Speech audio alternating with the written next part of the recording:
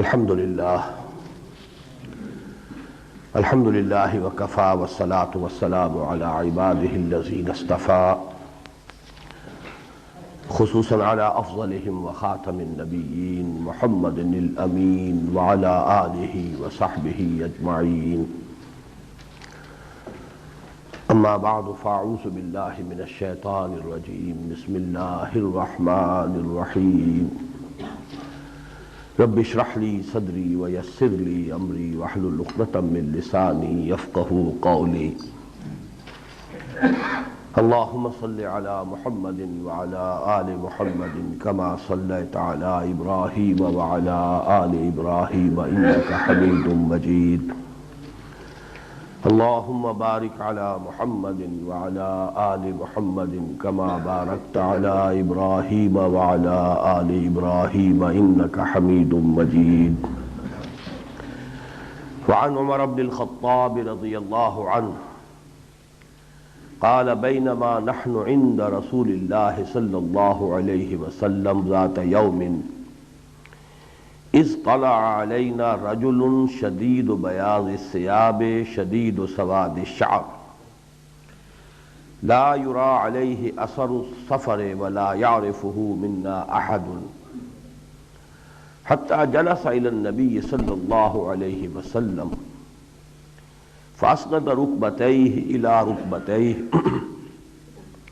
ووضع كفيه على فخذيه وقال يا محمد أخبرني عن الإسلام صلى الله عليه وسلم فقال رسول الله صلى الله عليه وسلم الإسلام أن تشهد أن لا إله إلا الله وأن محمد رسول الله وتقيم الصلاة وتؤتي الزكاة وتصوم رمضان وتحج البيت إن استطعت إليه سبيلا قال صدقت قال فعجبنا له يسأله ويصدقه قال فأخبرني عن الإيمان قال أن تؤمن بالله وملائكته وكتبه ورسله واليوم الآخر وتؤمن بالقدر خيره وشره قال صدقت قال فأخبرني عن الإحسان قال أن تعبد الله كأنك تراه فإن لم تكن تراه فإنه يراك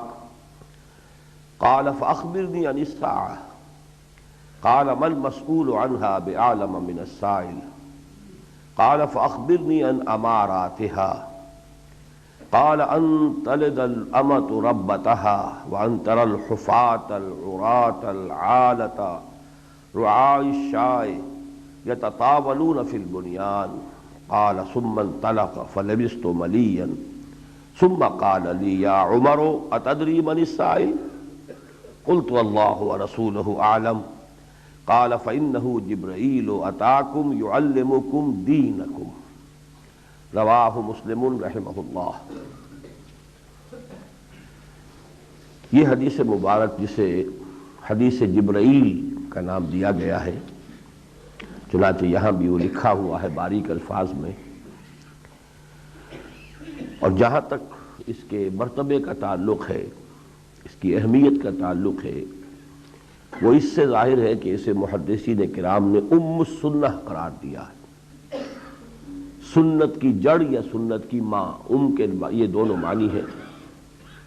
تو جیسے قرآن حکیم میں ام القرآن سورہ فاتحہ ہے، گویا کہ وہی درجہ حدیث کے ذخیرے میں سنت رسول صلی اللہ علیہ وسلم کے اعتبار سے اس حدیث نبوی کو حاصل ہے۔ اس سے پہلے کہ ہم اس کے متن کا ترجمہ کریں، میں چند باتیں عرض کر دوں۔ پہلی تو یہ بات کہ یہ حدیث متعدد صحابہ سے مروی ہے، جن میں حضرت عمر رضی اللہ تعالی عنہ سر فہرست ہیں، اور یہ جو متن ہے یہ حضرت عمر کی روایت ہے۔ حضرت ابو ہریرہ ہیں رضی اللہ تعالی عنہ، حضرت عبداللہ ابن عمر ہیں یعنی حضرت عمر کے صاحبزادے، اور حضرت عبداللہ ابن عباس ہیں رضی اللہ تعالی عنہم اجمعین۔ اس حدیث کا میں نے ایک زمانے میں خاصا بغور مطالعہ کیا تھا، اور اس کے لیے اہتمام کے ساتھ اس کے جو مختلف طرق ہیں، مختلف روایتیں ہیں، ان سب کو جمع کر کے میرا جو ذاتی نسخہ ہے 40 نووی کا رحمہ اللہ، امام نووی نے جو 40 حدیثوں کا مجموعہ مرتب کیا تھا، تو میں نے اس کے حاشیوں پر کچھ اپنی یادداشتیں، کچھ نوٹس جو ہیں وہ درج کی ہوئی، لیکن چونکہ یہاں اچانک اس کا پروگرام بنا ہے، لہذا اب اس وقت میرے لیے ممکن نہیں تھا کہ میں مراجعات کر سکتا، تو بعض باتیں جو اس پہلو سے ہیں، ایک تو ہے اس حدیث کا متن اور اس کے بارے میں گفتگو، وہ تو میں پورے انشراح صدر کے ساتھ انشاءاللہ اس وقت کروں گا، لیکن دوسرے جو حوالے ہیں، دوسرے طرق، دوسری روایات کے حوالے سے جو بات میں کہوں گا اس میں خطا کا امکان ہے، وہ اس وقت یادداشتیں ہیں، فوری طور پر میں اپنے نوٹس کو کنسلٹ نہیں کر پایا ہوں۔ جہاں تک مجھے یاد پڑتا ہے ایک اور 5ویں صحابی بھی ہیں کہ جو اس کے راوی ہیں، واللہ عالم، لیکن 4 کا تو تیقن کے ساتھ مجھے معلوم ہے۔ ان میں سے جو روایت متفق علیہ ہے، یعنی جس کی صحت پر امام بخاری اور امام مسلم دونوں متفق ہیں، وہ حضرت ابو ہریرہ کی روایت ہے۔ حضرت عمر رضی اللہ تعالی عنہ کی روایت متفق علیہ نہیں ہے، اس کو جیسا کہ آپ نے نیچے دیکھا رواہ مسلم، اسے صرف امام مسلم رحمہ اللہ نے روایت کیا ہے، لیکن چونکہ صحابہ میں ایک تقسیم اس اعتبار سے بھی ہے کہ کچھ فقہائے صحابہ ہیں جن کا فہم، تفقہ دین کی گہرائیوں میں، اس کی حکمتوں کو سمجھنے کا معاملہ جو ہے وہ دوسروں کی نسبت زیادہ ہے۔ ظاہر ہے کہ صحابہ کرام میں بھی جیسے گلدستے میں مختلف قسم کے، مختلف رنگوں کے، مختلف حسن کے حامل ایک پھول لگے ہوتے ہیں، صحابہ کرام کا معاملہ بھی یہ ہے کہ ہر گلیرا رنگو بوئے دیگر است، ان کے مزاج بھی ایک دوسرے سے کچھ مختلف تھے، افتاد طبع بھی مختلف تھی، ذہنی سطح بھی مختلف تھی، سب کی ذہنی سطح برابر نہیں تھی، سب کے مزاج ایک جیسے نہیں تھے، سب کی ترجیحات ایک جیسی نہیں تھی۔ جہاں تک دین کے اصول اور مبادی کا تعلق ہے وہ سب میں مشترک تھے، لیکن پھر اپنا اپنا رنگ تھا۔ کسی کو مثلا نماز سے بہت زیادہ مناسبت تھی تو نفلی عبادت کا شوق وہ نماز میں پورا کرتا تھا، کسی کو روزے کے ساتھ کچھ زیادہ مناسبت تھی تو نفلی عبادت، جہاں تک فرض عبادت ہے، فرض روزہ، فرض نماز، فرض انفاق، یہ تو سبھی کو کرنا ہے، لیکن نفلی عبادات میں پھر ظاہر ہو جاتا تھا کہ ان کا رجحان ادھر ہے، ان کا رجحان ادھر ہے۔ اس لیے ایک حدیث میں آتا ہے کہ حضور نے فرمایا جنت کے جو 8 دروازے ہیں تو ان میں سے ہر ایک کو اس کی اسی ذہنی مناسبت کے اعتبار سے بلایا جائے گا۔ روزے داروں کو کسی ایک دروازے سے پکار ہو رہی ہوگی کہ آؤ ادھر سے داخل ہو جاؤ، اس کا خاص نام حضور نے فرمایا باب الریان، جس میں کہ سیرابی اور شادابی کا اس مفہوم موجود ہے اس لفظ کے اندر۔ تو چونکہ روزے کی حالت میں انسان سوکھ سا جاتا ہے، ہونٹ بھی سوکھے ہوئے ہیں، چہرہ بھی اترا ہوا ہے، تو فرمایا کہ یہ جو یہاں پر روزے کا اثر ہے سوکھ جانا، تو یہ جنت میں اس دروازے سے ان کو داخلے کا حقدار بنائے گا جس کا نام ہی شادابی کا دروازہ ہے، شادابی، سیرابی۔ تو اس حوالے سے مختلف جو ہیں دروازے ہیں، تو مراد یہی ہے کہ جو خاص طور پہ نفلی روزوں سے جن کو خاص شغف تھا وہ اس دروازے سے بلائے جائیں گے، جن کو نفلی نمازوں سے زیادہ شغف تھا۔ کچھ لوگ انفاق زیادہ کرتے ہیں، خوب کماتے ہیں، محنت کرتے ہیں، مشقت کرتے ہیں، لیکن یہ کہ جو کچھ کماتے ہیں اس کو اپنے اوپر خرچ نہیں کرتے، اللہ کے دین کے لیے خرچ کرتے ہیں، جب وقت پیش آتا ہے، ضرورت پیش آتی ہے، لا کے سب کچھ حاضر کر دیتے ہیں۔ گویا کہ اصل محبت اس مال کی نہیں ہوتی، اس کمائی کی نہیں ہوتی، بلکہ افتاد طبع ایسی ہے کہ وہ اس کام کی طرف زیادہ رجحان رکھتے ہیں، اللہ نے اس کے لیے زیادہ انہیں صلاحیت عطا کی ہے تو بھاگ دوڑ کریں، لیکن بہرحال جو حاصل ہے وہ اللہ کے لیے ہے، ان صلاتی و نسکی و محیایا و مماتی للہ رب العالمین۔ تو یہ مختلف جو ہے اس میں ایک تفریق وہ بھی ہے۔ یہاں اس حدیث کا بھی چونکہ حوالہ میں نے دے دیا ہے تو اس کا ایک بڑا لطیف حصہ بھی ہے کہ حضرت ابو بکر نے پوچھا کہ حضور کیا کوئی ایسا شخص بھی ہوگا جسے سارے دروازوں سے پکارا جائے؟ تو حضور مسکرائے اور فرمایا ہاں، اب میرا گمان یہ ہے کہ تم انہی میں سے ہو۔ تو حضرت ابو بکر کی جو جامعیت ہے آپ ان کی مزاج کی اور شخصیت کی، وہ گویا کہ اس حدیث سے ظاہر ہوتی ہے۔ بہرحال ایک فقہائے صحابہ، چونکہ ان میں پھر فہرست جو ہے اس میں جو اوپر آتے ہیں ٹاپ موسٹ نام، وہ حضرت عمر کا ہے، حضرت علی کا ہے، حضرت عائشہ کا ہے رضی اللہ تعالی عنہم، اس حوالے سے اس حدیث کو زیادہ قبول عام حاصل ہوا ہے۔ حالانکہ روایت کے اعتبار سے متفق علیہ جو ہے روایت، وہ حضرت ابو ہریرہ کی ہے رضی اللہ تعالیٰ عنہ۔ وہ جہاں تک کثرت روایت کا تعلق ہے غالباً شاید ٹاپ پر ہے تمام صحابہ میں، لیکن بہرحال انہیں فقہائے صحابہ میں شمار نہیں کیا جاتا۔ ویسے بھی وہ ایمان بہت دیر میں لائے تھے، غالباً سن 7 ہجری میں ایمان لائے ہیں، البتہ چونکہ اس کے بعد وہ بالکل چپک کر رہ گئے حضور کے ساتھ، اصحاب صفہ میں سے تھے، ہر وقت ہر آن جو ہے وہاں صحبت جو ہے حاصل رہتی تھی، لہذا روایات کی تو کثرت ہے، لیکن بہرحال ان کا مقام جو ہے وہ فقہائے صحابہ میں نہیں ہے۔ اس لیے چاہے سندن ان کی روایت زیادہ اہم ہے کہ وہ متفق علیہ ہے، وہ نہ صرف یہ کہ امام مسلم کی جو شرائط ہیں صحت حدیث کے لیے اس پر پوری اترتی ہے، بلکہ امام بخاری کی شرائط پر بھی پوری اترتی ہے، لیکن یہ کہ زیادہ قبول عام جو اس حدیث کی روایت جس کو حاصل ہوا ہے وہ روایت عمر ہے رضی اللہ تعالی عنہ۔ دوسری بات جو ہے، ان تمام اگر اس قسم کی حدیثیں جو ہیں ان میں یہ حدیث اس پہلو سے بہت ممتاز ہے، ویسے تو اور بھی بہت سی حدیثیں ہیں کہ ایک واقعہ ہوا ہے، اس کے سننے والے متعدد صحابہ ہیں، اس وقت حضور نے ایک بات فرمائی، اب ظاہر بات ہے وہ سب نقل کریں گے اس بات کو اور اس کا بیان کریں گے، اور انفرادی طور پر بیان کرنے میں کچھ نہ کچھ فرق ہو جائے گا۔ اسی وقت آپ مجھ سے ایک بات سنیں گے، لیکن آپ ابھی 1 گھنٹے کے بعد آپ سے پوچھا جائے میں نے وہ بات کیا کہی تھی، تو میرا خیال ہے کہ جتنے منہ اور زبانیں ہوں گی اتنے ہی شاید اس کے جو متن ہے میری بات کے وہ اتنے ہی تبدیل ہو جائیں گے، وہ کچھ نہ کچھ فرق آگے پیچھے، کہ کوئی حرف کسی سے رہ گیا، کوئی حرف کسی کی طرف سے، خود اپنے ذہن سے کوئی آدمی کسی وقت کوئی بات سنتے ہوئے کوئی شے اپنے ذہن سے اس میں ٹانک دیتا ہے غیر شعوری طور پر، تو یہ فرق جو ہے اس کو نوٹ کر لیجئے کہ بقیہ احادیث میں تو اس کی ایک تعویل یہ ہو سکتی ہے کہ ہو سکتا ہے کہ یہ بات حضور نے ان سے کہی ہو کسی اور موقع پر، جو فرق بظاہر محسوس ہو رہا ہے ہمیں اس روایت میں، تو یہ کیا معلوم کہ یہ بات حضور نے متعدد مواقع پر ارشاد فرمائی ہو، ایک موقع پر آپ نے ارشاد ہی ان الفاظ میں فرمائی ہو جو یہ صحابی بیان کر رہے ہیں، کسی دوسرے موقع پر یہ آپ نے بیان ہی ان الفاظ میں کی ہو ایگزیکٹلی جو یہ دوسرے صحابی بیان کر رہے ہیں، لیکن یہ حدیث اس معاملے میں منفرد ہے کہ یہ ایک ہی واقعہ ہے، اس میں کسی شک و شبے کی گنجائش نہیں، اور اس واقعے کی بھی جو روایت ان صحابہ نے کی ہے اس میں خاصا فرق ہے، یہاں تک کہ ترتیب کا بھی فرق ہے۔ غالباً حضرت ابو ہریرہ کی جو روایت ہے اس میں پہلا سوال حضور کے جو منسوب کیا گیا ہے اس سوال جواب میں وہ ہے ایمان کے بارے میں، اور دوسرا جو ہے وہ اسلام کے بارے میں۔ یہاں پہلا سوال جو ہے وہ اسلام کے بارے میں ہے، دوسرا ایمان کے بارے، ایک تو ترتیب کے اندر فرق ہے، پھر تھوڑا تھوڑا الفاظ میں بھی فرق ہے، تھوڑا تھوڑا جو ہے وہ ڈیٹیلز جو ہوتی ہیں، جو واقعہ جس طریقے سے اس کو اس میں بیان کیا گیا، نقشہ کشی کی گئی ہے، اب ظاہر بات ہے کہ وہ نقشہ کشی جو ہے وہ حضور کے الفاظ نہیں ہے، وہ تو راوی کے اپنے الفاظ ہیں، تو ایک ہی منظر کو جب آپ ڈپکٹ کریں گے، اس کی نقشہ کشی کریں گے، تو آپ اسے کسی اور طرح سے بیان کریں گے، کوئی دوسرا شخص کسی اور طرح سے بیان کرے گا۔ اس کا جو آخری حصہ ہے اس میں بھی خاصا اختلاف ہے۔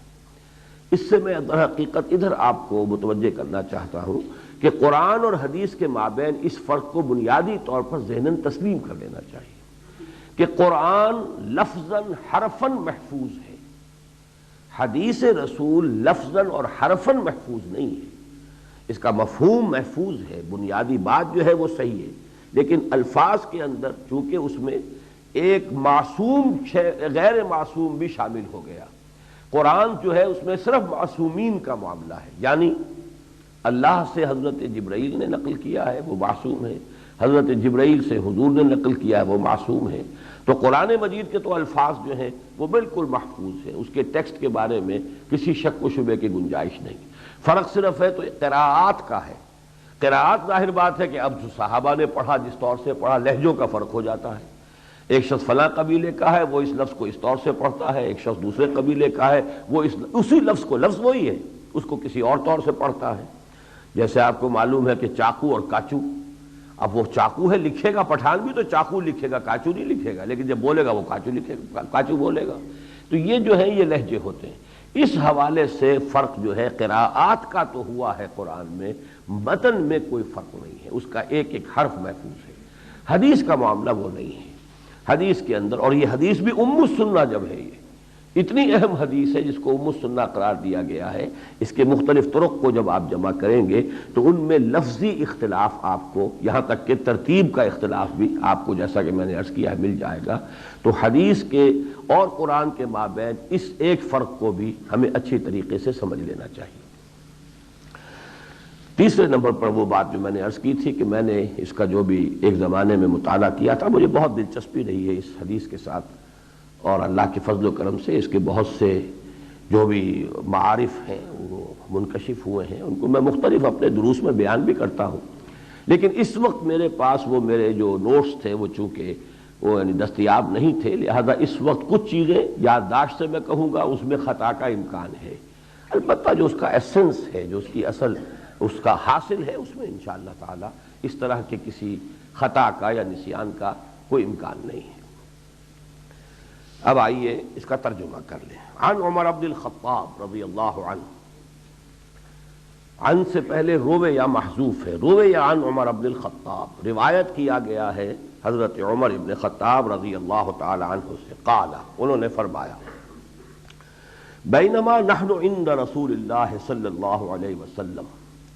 اب ایک روایت میں لفظ کا اضافہ ہے، بینما نحن جلوس عند رسول اللہ صلی اللہ علیہ وسلم۔ یہ اسی اثنا کا ایک واقعہ ہے کہ ایک روز ہم بیٹھے ہوئے تھے حضور صلی اللہ علیہ وسلم کے ساتھ، ایک محفل ہے، صحابہ کرام ہیں، حضور تشریف فرما ہے، تو ایک گویا کہ ایک محفل ہے، مجمع ہے۔ یہ بھی نوٹ کر لیجئے کہ اس پر اتفاق ہے کہ یہ حضور کے بالکل آخری ایام جو ہے حیات دنیاوی کے، اس کا واقعہ ہے، یعنی یہ کہ سن 9-10 ہجری سے قبل کی بات نہیں ہے۔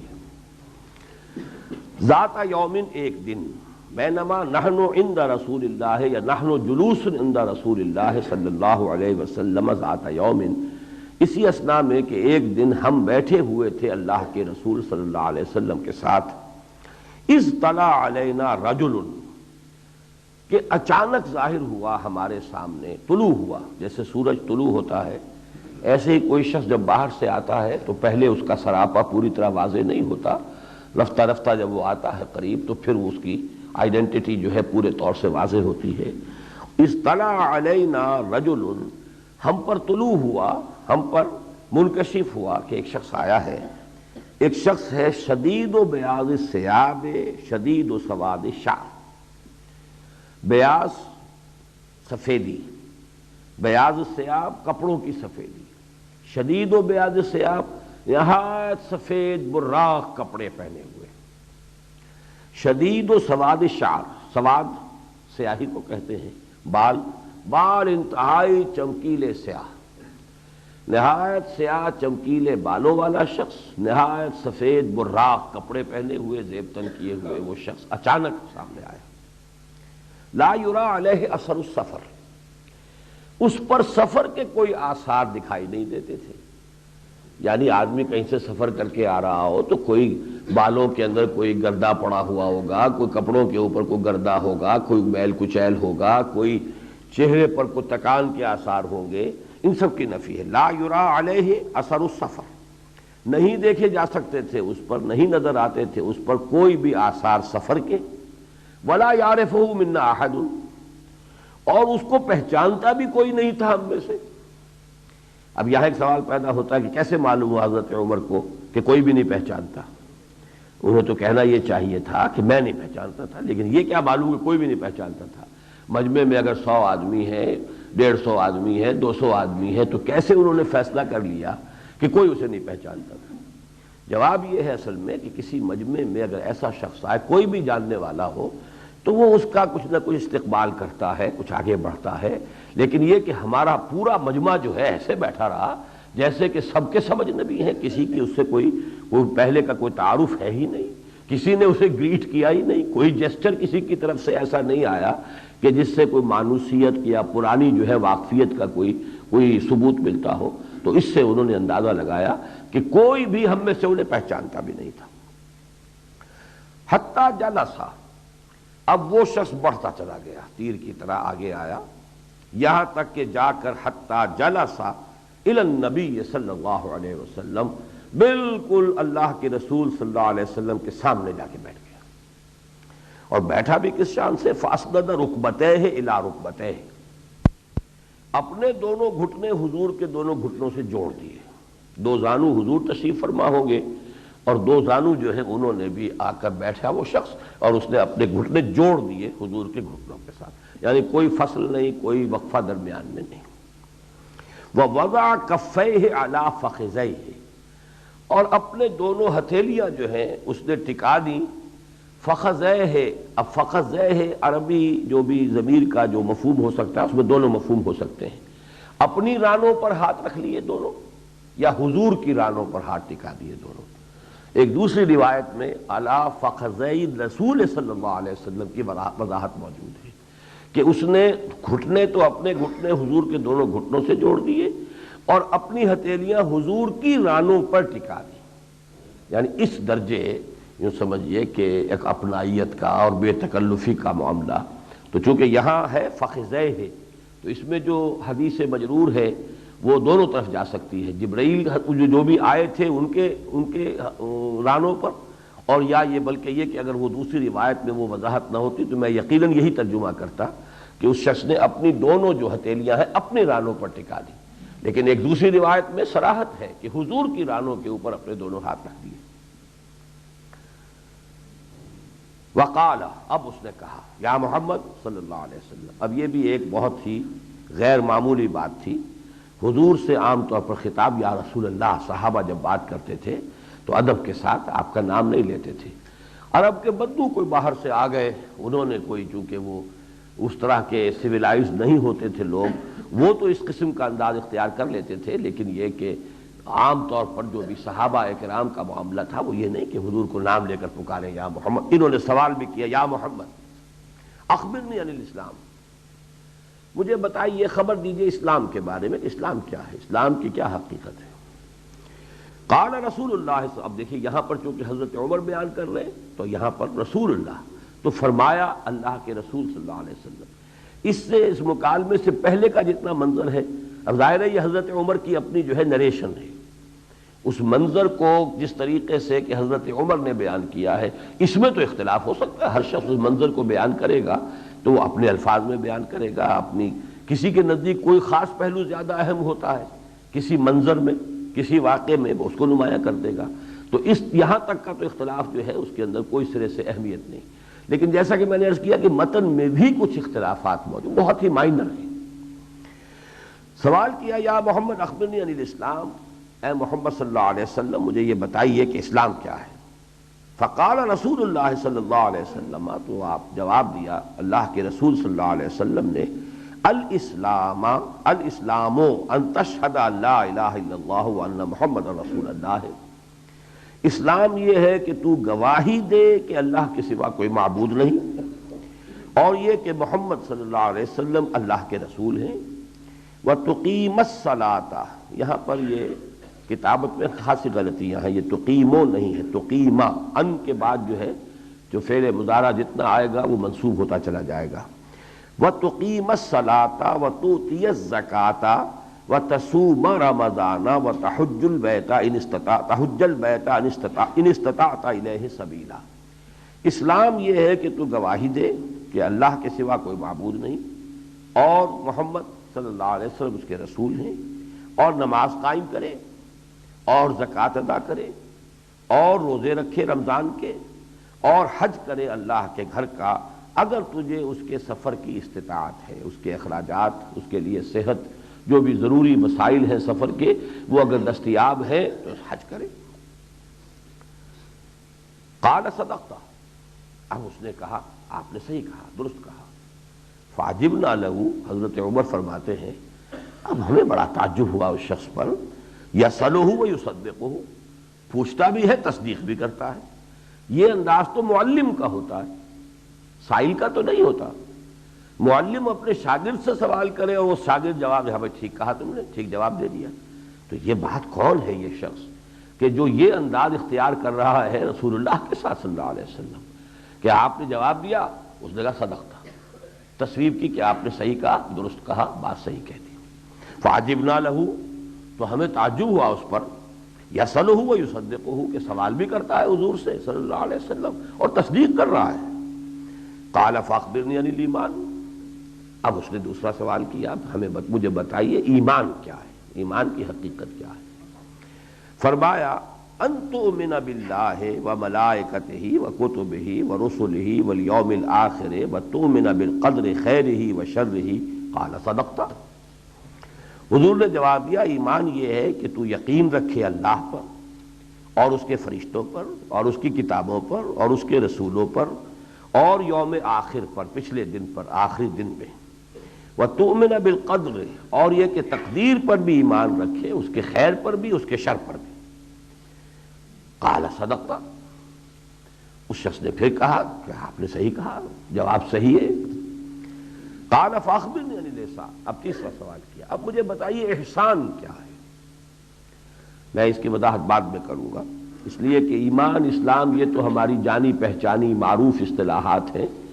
احسان ایک ایسی مظلوم اصطلاح ہے ہمارے دین کی، قرآن کی، سنت کی، حدیث کی، جس پر ایک اور اصطلاح نے آ کر جو ہے اس کو چھپا دیا ہے، اس کو دبا دیا ہے، لوگوں کے ذہنوں سے اسے محو کر دیا ہے۔ وہ اصطلاح جو ہے، جو بالکل خارجی اصطلاح ہے، اس نے آ کر اصل میں اس اصطلاح جو ہے اس کو لوگوں کی نگاہوں سے اوجھل کر دیا ہے، اس کے لیے آڑ بن گئی ہے، حجاب بن گئی ہے۔ اس لیے اسلام، ایمان یہ معروف الفاظ ہیں، لیکن احسان اس کے بارے میں وضاحت کی ضرورت ہوگی۔ قال فاخبرنی عن الاحسان، اب پوچھا انہوں نے، اس شخص نے کہ اب مجھے بتائیے احسان کیا ہے۔ قال ان تعبد اللہ کانک تراہ، حضور نے جواب دیا یہ ہے کہ تو بندگی کرے اللہ کی، پرستش کرے اللہ کی، غلامی کرے اللہ کی، اس کیفیت کے ساتھ کانک تراہ، گویا کہ تو اسے اپنی آنکھوں سے دیکھ رہا ہے۔ یقین اس درجے کا ہو جائے، اس لیے کہ ظاہر بات ہے کہ انسان کو جس شے پر یقین حاصل ہو، اس کے لیے اگر آپ تعبیر کرنا چاہیں، بھائی میری آنکھوں دیکھی بات ہے، اب یہ آنکھوں دیکھی بات سے آگے اب اور کون سا درجہ ہے یقین کا، اس کے بارے میں اب اس سے آگے ہمارے زبان بھی میں کوئی اور ذریعہ ہی نہیں ہے کہ اس کو بیان کیا جا سکے۔ تو یقین اس درجے کا، کانک تراہ ہو، گویا کہ تم اسے دیکھ رہے ہو۔ یہاں کانک ہے، گویا کہ، یہ نہیں کہا کہ تم دیکھ رہے ہو، گویا کہ تم اسے دیکھ رہے ہو، یعنی یہ در حقیقت یقین، اللہ پر ایمان اور یقین کی گہرائی اور شدت، اس کی انٹینسٹی کے ظہور کے لیے، اس کے اظہار کے لیے، اس کی تعبیر کے لیے یہ اسلوب ہے، کانک تراہ۔ فإن لم تکن تراہ، تو اگر تو اسے نہ دیکھ رہا ہو، یا چاہے تو اسے نہیں دیکھتا، یا یہ میں بعد میں وضاحت کروں گا جو یا کر کے کہہ رہا ہوں، یا اگر یہ کیفیت میسر نہ ہو سکے، فإنہ یراک، تو یہ تو کم سے کم کیفیت حاصل ہو جائے کہ استحضار رہے، یقین رہے ہر وقت کہ اللہ تمہیں دیکھ رہا ہے۔ قال فاخبرنی عن الساعہ، اب چوتھا سوال کیا، اب مجھے بتائیے کہ قیامت کے بارے میں، کہ قیامت کب آئے گی۔ قال ما المسؤول عنہا بأعلم من السائل، حضور نے فرمایا کہ جس سے سوال پوچھا جا رہا ہے وہ زیادہ باخبر نہیں ہے پوچھنے والے سے۔ اب اس میں دو امکانات ہیں، اب تک جو بھی ہم نے پڑھا ہے، یا تو حضور نے خود بھی اس شخص کو نہیں پہچانا، عام آدمی سمجھا ہے، تب تو اس کا مطلب یہ ہوگا کہ جیسے تمہیں نہیں معلوم مجھے بھی نہیں معلوم، بات ختم ہو گئی۔ لیکن اگر حضور پہچان چکے ہیں کہ یہ جبرائیل ہیں انسانی شکل میں، تو اس کا مطلب یہ ہوگا کہ اے جبریل جتنا کچھ تمہیں معلوم ہے اتنا ہی مجھے معلوم ہے، اس سے زائد معلوم ہے۔ تو یہ گویا کہ دونوں اس کے مفہوم ہو جائیں گے، ذو معنیین ہے الفاظ، لیکن اس کا سارا جو دار و مدار ہے اس پر ہے کہ آیا حضور نے پہچانا تھا یا نہیں۔ اس حدیث کے اختتام سے تو کچھ ایسا مترشح ہوتا ہے اس روایت سے کہ حضور نے پہچان لیا تھا، لیکن ایک اور روایت میں بڑی تفصیل ہے کہ جب وہ شخص چلا گیا تو پھر حضور نے کہا ذرا اسے بلاؤ، واپس لوٹا کے لاؤ، ذرا بلاؤ اسے۔ اب تلاش کر لیا، کونا کونا چھان مارا مدینے کا، سارے راستے، کہیں آدمی کا سراغ ہی نہیں، وجود ہی نہیں۔ جب یہ بتایا گیا کہیں سراغ نہیں مل رہا، کہاں گم ہو گیا، آسمان نے اسے کھینچ لیا، زمین نگل گئی، کیا ہوا، تب حضور نے پھر یہ انداز اختیار فرمایا، یہ جبرائیل تھے جو تمہیں تمہارا دین سکھانے آئے تھے، اور یہ پہلی بار ایسا ہوا ہے کہ میں انہیں پہچان نہیں سکا، ورنہ انسانی شکل میں جب بھی کبھی جبرائیل آتے تھے میں پہچان لیتا تھا کہ یہ جبرائیل، تو یہ اس روایت میں اس میں نہیں. اسی لیے میں نے کہا تھا کہ میں نے چونکہ ان تمام روایات کا استقصاء کیا تھا اور احصاء کیا تھا، اور اس کے بعد میں نے اس پر غور کیا تھا، تو میں اس کے کچھ حوالے آپ کو دے رہا ہوں. بہرحال اب ہم اس کو مکمل کر لیں. قال فاخبرنی عن الساعہ، جب سوال کیا کہ اب مجھے قیامت کے بارے میں بتائیے، پہلا جواب تو آپ نے یہ دیا قال ما المسئول عنہا بعلم من السائل، کہ جس سے پوچھا جا رہا ہے قیامت کے بارے میں وہ زیادہ باخبر نہیں ہے پوچھنے والے سے. قال فاخبرنی عن امارات اب انہوں نے سوال کیا پھر مجھے اس کی کچھ علامات، کچھ نشانیاں بتا دیجیے. اب ان نشانیوں میں نمبر 1 جو بیان فرمائی وہ جو میں نے کل جمعے میں پرسوں عرض کی تھی، قال ان تلد الامۃ ربتها، یہ کہ کوئی عورت لونڈی اپنی مالکہ کو جنے، یعنی بیٹی جو ہے وہ ماؤں کے ساتھ وہ سلوک کرنے لگیں بیٹیاں کہ جو کوئی مالکہ اپنے کنیز کے ساتھ کرتی ہے. ان تلد الامۃ ربتها وان ترى الحفاة العراة العالة رعاء الشاء یتطاولون فی البنیان، اور یہ کہ تم دیکھو کہ وہ بکریوں کے چرانے والے، راعی کی جمع ہے، راعی چرانے والا، کلکم راعٍ وکلکم مسئول عن رعیتہ، تم میں سے ہر شخص کی حیثیت ایک چرواہے کی ہے جس کے کہ چارج میں اللہ نے کچھ انسان دیے ہیں، تو اس سے سوال کیا جائے گا جیسے کہ چرواہا بھیڑوں اور بکریوں کے بارے میں مسئول ہے. رعاء شائع کے ساتھ الفاظ آئے ہیں حفاۃ العراۃ العالۃ، وہ چرواہے جو ننگے پیر رہتے تھے اور جسم پر جن کے کپڑا نہیں ہوتا تھا، عراۃ عریاں، عالۃ نہایت مفروق الحال مفلس قلاش، ننگے پیر ننگے بدن نہایت مفلس و قلاش جو چرواہے ہوتے تھے بکریوں کو پالنے والے، انہیں تم دیکھو گے یتطاولون فی البنیان، کہ وہ عمارتوں کی بلندی میں ایک دوسرے پر سبقت لے جائیں گے، ہائی رائز اور سکائی اسکریپرز بنائیں گے، وہ اتنی اونچی اونچی عمارتیں بنائیں گے، ایک دوسرے پر سبقت لے جائیں گے. چنانچہ یہ ابوظبی میں یہ نقشہ آپ کو آپ جا کے آج بھی دیکھ لیجئے کہ بلڈنگ کھڑی ہے، چند سالوں کی تو کل تعمیر ہے، یہ اچھی بھلی بلڈنگ ہے، لیکن یہ کہ چونکہ قریب میں ایک اور کسی شخص نے بلڈنگ اس سے اونچی بنا لی ہے، اب وہ ساری بلڈنگ ڈیمالش ہو رہی ہے کہ اب اس سے اونچی میں نے بنا لی، اور اس میں جب ڈیمالش کرتے ہیں یہ تو مجال نہیں کہ کوئی چیز وہاں سے نکال لیں، اس کے لیے تو لیبر بڑی مہنگی ہے، ایئر کنڈیشنر بھی لگے ہوئے، اسی کے اندر ہر شے جو ہے وہ ملبے کے اندر جا رہی ہے، ڈیمالش ہو رہی ہے، ایک نئی بلڈنگ وجود میں آ رہی جو اس سے اونچی ہو جائے گی.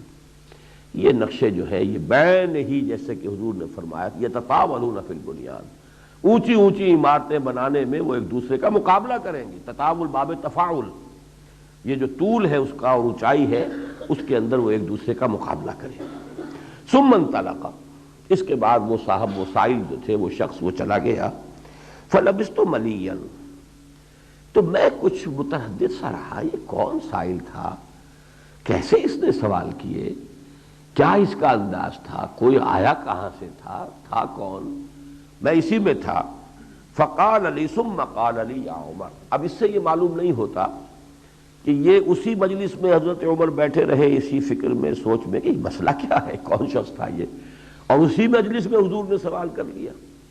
اس میں یہ بھی امکان موجود ہے ان الفاظ میں.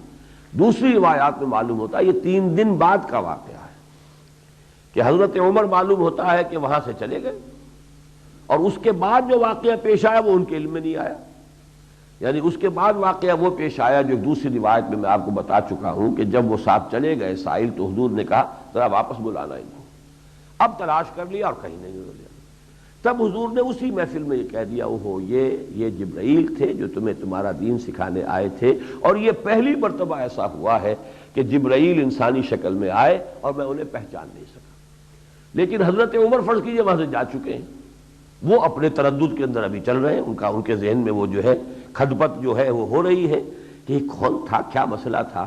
تو پھر اس کے بعد ملاقات ہوئی ہے تو حضور نے جب دیکھا کہ عمر کے چہرے پر کچھ اسی طرح کی کیفیات ہے، تردد سا ہے، تو آپ نے پوچھا قال علی یا عمر، آپ نے حضور نے مجھ سے یہ فرمایا اے عمر اتدری من السائل، جانتے ہو تمہیں معلوم ہو گیا یا نہیں کہ وہ کون تھا سائل. قلت اللہ ورسولہ اعلم، حضرت عمر نے عرض کیا اللہ اس کا رسول زیادہ جانتے ہیں۔ فرمایا فإنہ جبریل، قال فإنہ جبرائیل اتاکم یعلمکم دینکم، وہ جبرائیل تھے جو تمہیں تمہارا دین سکھانے آئے تھے۔ یہ ہے اس حدیث کا ترجمہ اور مختصر جو اس واقعہ جس طور سے پیش آیا ہے اس کی وضاحت۔ اب اس میں سب سے پہلا سوال جو پیدا ہوتا ہے اس آخری لفظ کے حوالے سے، اور اس پس منظر میں کہ یہ واقعہ پیش آیا ہے حضور کی حیات دنیاوی کے آخری ایام میں۔ ایک روایت میں یہ بھی الفاظ آئے ہیں یہ جبرائیل تھے اس لیے آئے کہ تمہیں تمہارا دین سکھائیں، اذ لم تسألوہ، جبکہ تم نہیں پوچھتے اس کے بارے میں۔ یعنی یہ کہ تمہیں یہ چیزیں خود پوچھنی چاہیے تھی، تمہیں چاہیے تھا کہ ان حقائق کا مجھ سے وضاحت ان کی طلب کرتے۔ اذ لم تسألوہ، تم نے جب نہیں پوچھا تو اب اللہ تعالیٰ نے جبرائیل کو بھیج کر اور ان معاملات کی وضاحت کرا دی۔ یہ بھی وضاحت جو ہے ایک اور روایت کے اندر موجود ہے۔ تو سب سے پہلا سوال یہ پیدا ہوتا ہے کہ اس میں دین کی وہ کون سی بات ہے کہ جو نئی تھی؟ اگر پورا قرآن تقریباً نازل ہو چکا، آخری ایام ہے حضور صلی اللہ علیہ وسلم کی حیات طیبہ کے، پورا قرآن نازل ہو چکا اور حدیثیں اور آپ کی وضاحتیں پوری صحابہ کے سامنے آ چکی، تو آخر اس میں وہ کون سی نئی قیامت ہے کہ جو اس حدیث کے اندر آ گئی؟ یہ ایک بہت اہم سوال ہے، اور ظاہر بات ہے کہ علم کا جو ارتقاء ہے وہ سوالات ہی کے ذریعے سے ہوتا ہے۔ سوال اٹھے گا، اب آپ اس کا جواب تلاش کریں گے تو آپ کو علم کے نئے گوشے، نئی معرفت، نئی انڈرسٹینڈنگز، نئی گہرائیاں، نئی حکمتیں آپ پر منکشف ہوں گی۔ اس میں اصل میں نوٹ کر لیجئے کہ اس حدیث کو اب آپ 3 حصوں میں تقسیم کر لیجئے۔ ایک حصہ ہے ایمان اور اسلام کی ڈیفینیشن، دوسرا حصہ ہے احسان کی ڈیفینیشن، تیسرا ہے قیامت کے بارے میں اس کی علامات کے بارے میں سوال۔ حالانکہ وہ پہلے بھی سوال 2 بن جاتے ہیں، دوسرے بھی سوال 2 ہیں، درمیان کا سوال ایک ہی ہے۔ اخبرنی عن الاسلام، اخبرنی عن الایمان، ان کو جوائن کر لیجئے، یہ ایک موضوع ہے۔ اخبرنی عن الساعہ، اخبرنی عن اماراتہا، یہ دونوں جو ہیں یکجا ہو گئے، یہ بھی 2 سوال ہیں لیکن بات ایک ہی ہے۔ درمیان میں ہے وہ 5واں سوال جو ہے وہ ہے احسان کے بارے میں۔ اسلام اور ایمان کے بارے میں اہم ترین جو موضوع ہے وہ یہ ہے کہ اس کا معاملہ قرآن میں اور حدیث میں گڈمڈ ہے۔ میں بڑا سخت لفظ استعمال کر رہا ہوں تاکہ آپ چونک جائیں۔ گڈمڈ کی کیا معنی ہے؟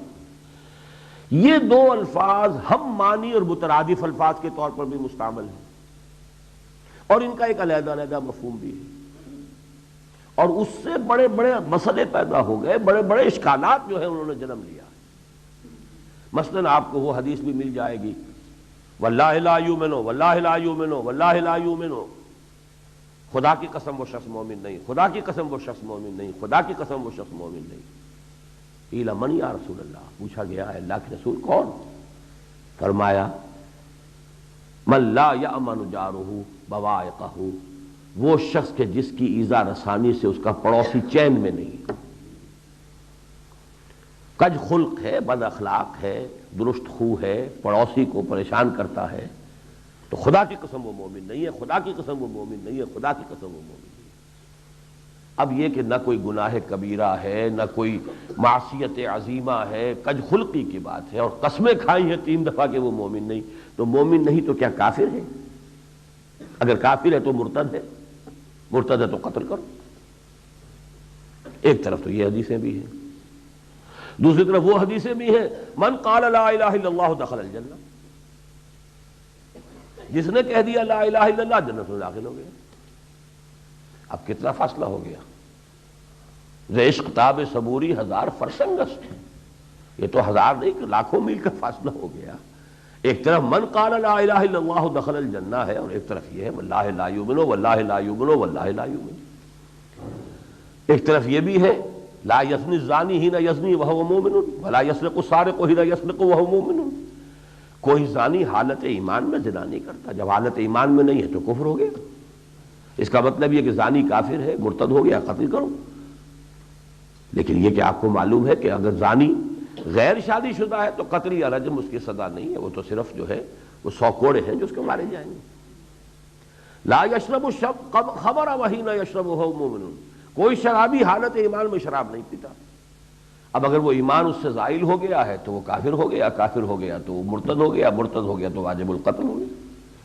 اب یہ سوالات ہیں۔ اسی طرح قرآن میں بھی ہے ایمان اسلام، جیسے میں نے کل بھی کسی گفتگو میں عرض کیا تھا، ایک اسلام وہ بھی ہے کہ جس کے لیے حضرت ابراہیم دعا کر رہے ہیں، ربنا وجعلنا مسلمین لک ومن ذریتنا امۃ مسلمۃ لک، اور کس عمر میں کر رہے ہیں؟ 100 برس کی عمر میں، سارے امتحانات سے گزر چکے۔ اذ ابتلی ابراہیم ربہ بکلمات فاتمہن، توحید کامل تک پہنچا وہ نوجوان اپنی نوجوانی کی عمر میں، پھر باپ نے گھر سے نکال دیا، بادشاہ سے جو ہے دربار میں پیشی ہو گئی، پھر آگ میں ڈال دیے گئے، اللہ نے وہاں سے بچایا، ملک اور وطن اور قوم کو چھوڑ کر نکلے ہیں، عراق سے آ کر شام کے اندر ہجرت کی ہے، شام میں آ کے آباد ہوئے ہیں، پھر آخری اللہ نے جو امتحان لیا ہے کہ دعائیں مانگ مانگ کر جو بیٹا لیا تھا، جب وہ اکلوتا بیٹا 87 برس کی عمر میں تو اللہ نے بیٹا دیا اسماعیل، جب فلما بلغ اشدہ، اور نہیں میں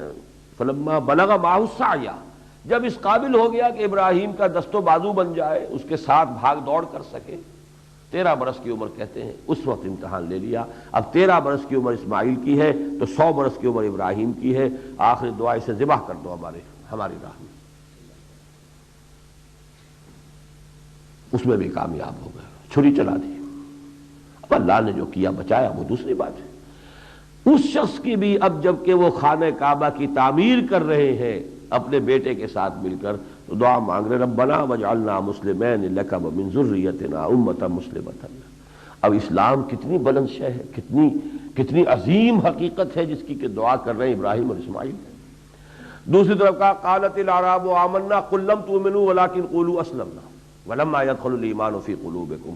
یہ بدو کہتے ہیں ہم ایمان لے آئے، اے نبی ان سے کہہ دیجئے تم ایمان ہرگز نہیں لائے ہو، یوں کہو کہ ہم اسلام لے آئے ہیں، ہم نے اطاعت قبول کر لی ہے، ہم مسلمان ہو گئے ہیں، اور ابھی تک تو ایمان تمہارے دلوں میں داخل بھی نہیں ہوا۔ یہ بھی اسلام ہے۔ تو اب یہ بھی آپ دیکھیے کتنا وائڈ اپارٹ ہے معاملہ، 1000 فرسنگ وہی معاملہ ہوگا، لاکھوں میل کا فاصلہ ہے۔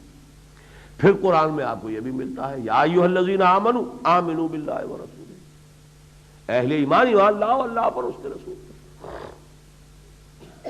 اور اس مضمون اور اس حدیث کے ساتھ سب سے زیادہ گہری مناسبت قرآن مجید میں جس آیت کو ہے وہ سورہ مائدہ کی آیت ہے، جب شراب کی آخری حرمت آ گئی اور اب صحابہ نے چھوڑ دی شراب، اب انہیں ایک تشویش لاحق ہوئی کہ یہ ہم اتنے عرصے جو شراب پیتے رہے اور اس طرح پیتے رہے، ہم تو بلا نوش تھے، بالکل جیسے مغرب میں پینے کی اصل شے جو ہے شراب ہے، پانی تو دھونے ہونے کے کام آنے والی شے ہے، کوئی پینے کی شے تھوڑا ہی ہے۔ ان کے ہاں بھی کھانے کے ساتھ اصل مشروب جو ہے وہ تو شراب ہوتا ہے۔ تو ہمارے تو یوں کہیے آج کی اصطلاح میں کہہ رہا ہوں، ہمارے تو ایک ایک سیل کے اندر رچی بسی ہوئی ہے شراب، تو ہمارا کیا بنے گا؟ اس پر ان کی اس تشویش کو رفع کرنے کے لیے لیس علی الذین آمنوا وعملوا الصالحات جناح فیما طعموا اذا ما اتقوا وآمنوا وعملوا الصالحات ثم اتقوا وآمنوا ثم اتقوا واحسنوا واللہ یحب المحسنین۔ وہاں بھی 3 درجے بیان ہوئے، جیسے اس حدیث میں اسلام ایمان اور احسان کا ہے، وہاں ایمان اور احسان، ایک درجہ ایمان کا، پھر دوسرا درجہ ایمان کا، اور پھر تیسرا درجہ احسان۔ تو یہ جو اصطلاحات کچھ گڈمڈ ہیں، ان کے مفہوم کو علیحدہ علیحدہ کلیئر کٹ بیان کرنا، یہ تھا وہ مسئلہ کہ جس کے لیے اللہ تعالیٰ نے حضرت جبرائیل علیہ الصلاۃ والسلام کو خاص طور پر انسانی صورت میں بھیجا کہ حضور کے مجمع میں وہ پہنچیں اور ایک انسان کی شکل میں جائیں اور سوال کریں، سوال کا حضور جواب دیں، تاکہ وہ جواب سب کے سامنے واضح ہو جائے کہ یہ چیزیں علیحدہ ہو جائیں، اسلام کیا ہے، ایمان کیا ہے۔ اور یہ اس کی اصل اہمیت جو ہے وہ آج آپ کے سمجھ میں آئے گی کہ ایک ہے اس دنیا میں مسلمانوں کا معاشرتی اور سیاسی نظام، اس کی بنیاد کیا ہے؟ اس کی بنیاد ایمان نہیں ہو سکتی، اس لیے کہ ایمان تو مخفی ہے، دل کے اندر ہے۔ کیسے میں بتا سکتا ہوں کہ اس کے دل میں ایمان ہے، اس کے دل میں نہیں ہے؟ ایمان جو ہے ویریفائیبل نہیں ہے، ایمان کے لیے کوئی آلہ ابھی تک جو ہے دریافت نہیں ہوا ہے کہ دل میں اتار دیجئے، الیکٹرو کارڈوگرام لے لیجئے آپ، جو بھی چاہیں لے لیں، لیکن یہ کہ بہرحال یہ پتہ نہیں چل سکتا کہ اس میں ایمان ہے کہ نہیں۔ تو دنیا کا جو ٹھوس نظام آپ کو بنانا ہے، آپ کی بچی کا نکاح ہو رہا ہے، آپ کو یقین ہونا چاہیے کہ جسے آپ اپنی بچی نکاح میں دے رہے ہیں وہ مسلمان ہے، غیر مسلم کے ساتھ تو حرام ہے، آپ نکاح نہیں کر سکتے اپنی بچی کا۔ کیسے معلوم ہوگا ایمان ہے کہ نہیں ہے؟ مسلمان ہونے کے لیے اگر اس کی جڑ بنیاد اس ایمان کو بنا دیا جائے گا تو ایمان تو ویریفائبل ہی نہیں۔ How can you know it? اسی طرح اسلامی ریاست کا یہ تو خیر آپ نے ہر جگہ ہی ہے کہ ہیڈ آف دی اسٹیٹ سوائے مسلمان کے اور کوئی نہیں ہو سکتا۔ مسلمان ریاستوں میں شاید کوئی بھی نہ ہو ایسی کہ جس کے اندر یہ شرط نہ ہو، لیکن یہ کہ میرے نزدیک تو اسلامی ریاست کا مکمل شہری صرف مسلمان ہوتا ہے۔ اب اگر اس میں ایمان کو شرط آپ بنا دیں گے تو پھر کیسے آپ طے کریں گے کہ یہ شخص جو ہے شہریت اس کو حاصل ہے کہ نہیں ہے، ایمان ہے کہ نہیں ہے؟ تو معلوم ہوا کہ اب دو حصوں میں تقسیم کر دی، ایک ہے آخرت کا معاملہ، ایک ہے دنیا کا معاملہ۔ دنیا کا ہمارا سارا نظام اسلام پر قائم ہے، ایمان پر نہیں، قانونی۔ حقیقت کا رنگ تو اس میں تبھی پیدا ہوگا جب ایمان بھی ہو، لیکن قانون قانون ہے۔ قانون تو ٹھوس بنیادوں پر کھڑا ہو سکتا ہے، وہ گمان پر یا ایسی چیزوں پر کہ جس میں کوئی یقین والی بات نہ ہو، قانون کا جو ہے اطلاق نہیں ہوگا وہاں تو، بلکہ شبہ ہوا اور شبہ جو ہے اس کا فائدہ ملزم کو پہنچے گا۔ لہذا یہاں آپ کو کچھ ٹھوس بنیادیں قائم کرنی پڑیں گی کہ مسلمان معاشرے کا رکن کون ہے، مسلمان کون ہے۔ اسی طریقے سے اسلامی ریاست کا شہری کون ہے، کس کو وہ حقوق شہریت بتمام و کمال حاصل ہے، کون یہاں پر جو بھی ریاستی ذمہ داریاں ہیں ان کا اہل ہو سکتا ہے۔ یہ ساری چیزیں جو ہیں ان کا تعلق ایمان سے نہیں ہے۔ یہ بات ہو سکتا ہے اب بھی بعض حضرات کو عجیب سی لگ رہی ہو، میں اس لیے ریپیٹ کر رہا ہوں، اس کا تمام تر تعلق جو ہے وہ اسلام سے ہے، اور اسلام کی تعبیر کی گئی اس میں لفظ شہادت ہے، زبان سے گواہی دیتا ہو کہ اللہ کے سوا کوئی معبود نہیں اور محمد اللہ کے بندے اور رسول ہیں۔ یہ تو اب ویریفائبل ہے، گواہی دیتا ہے کہ نہیں دیتا؟ I bear witness to the fact that there is no God except Allah and that Muhammad sallallahu alaihi wasallam is his servant and messenger۔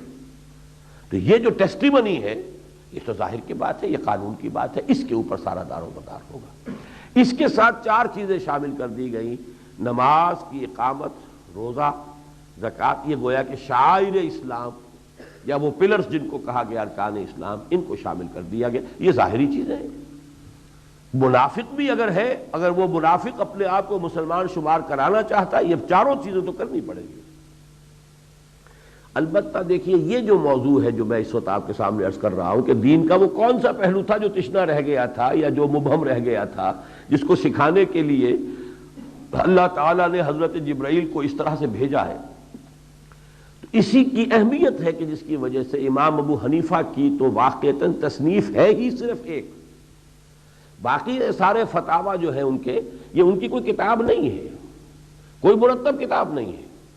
یہ تو فقہ حنفی کے جو فتاوی ہیں ان کے شاگردوں کے حوالے سے پھر یہ مرتب ہو گئے ہیں۔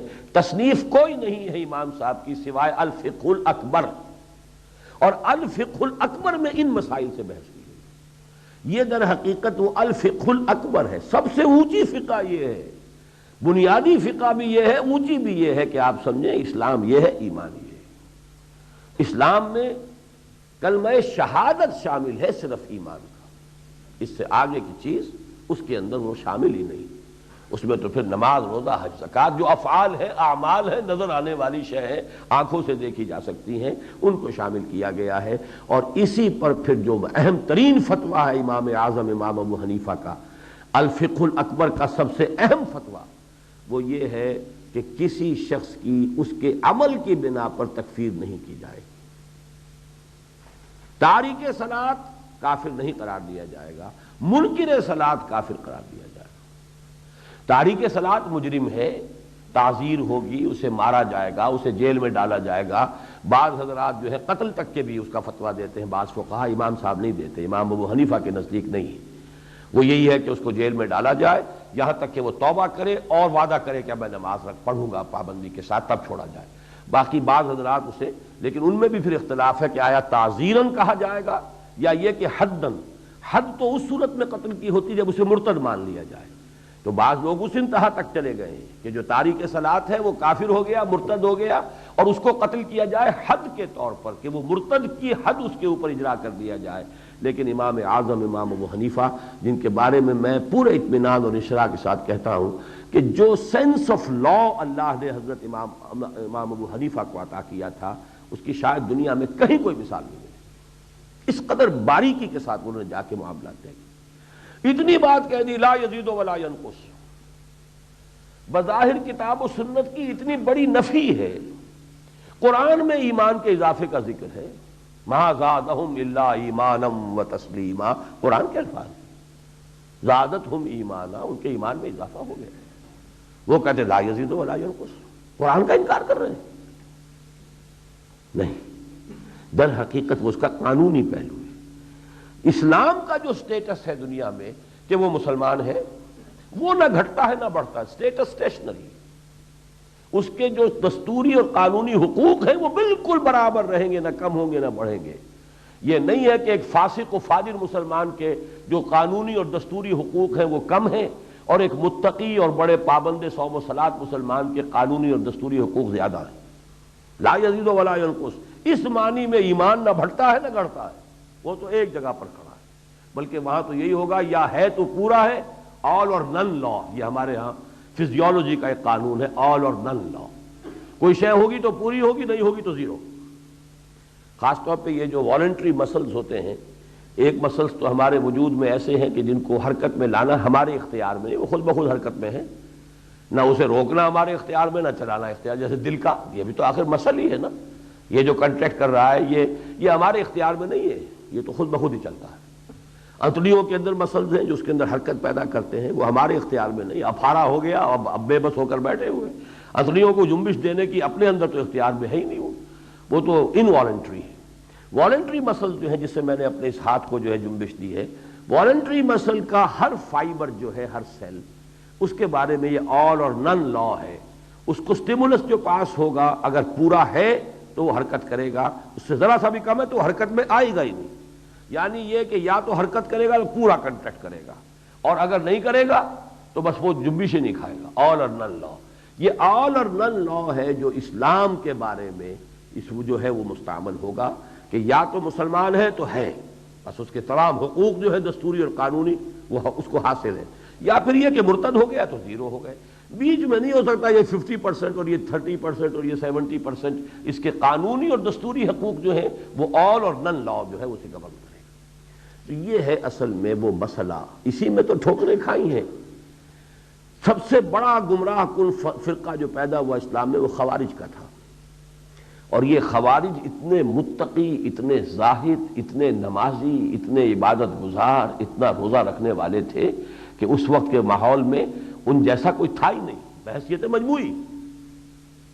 لیکن غلطی اسی میں ہوئی کہ ان حدیثوں پر جس کو کہ میں نے آپ سے کہا ہے، جس کی چند مثالیں دی تھیں، جن میں یہ آ گیا کہ جس شخص نے شراب پی، لا یشرب الخمر حین یشرب وہو مومن، جس شخص نے شراب پی ہے وہ مومن نہیں رہا، مومن نہیں رہا تو کافر ہو گیا، کافر ہو گیا تو مرتد ہو گیا، مرتد ہو گیا تو قتل کرو۔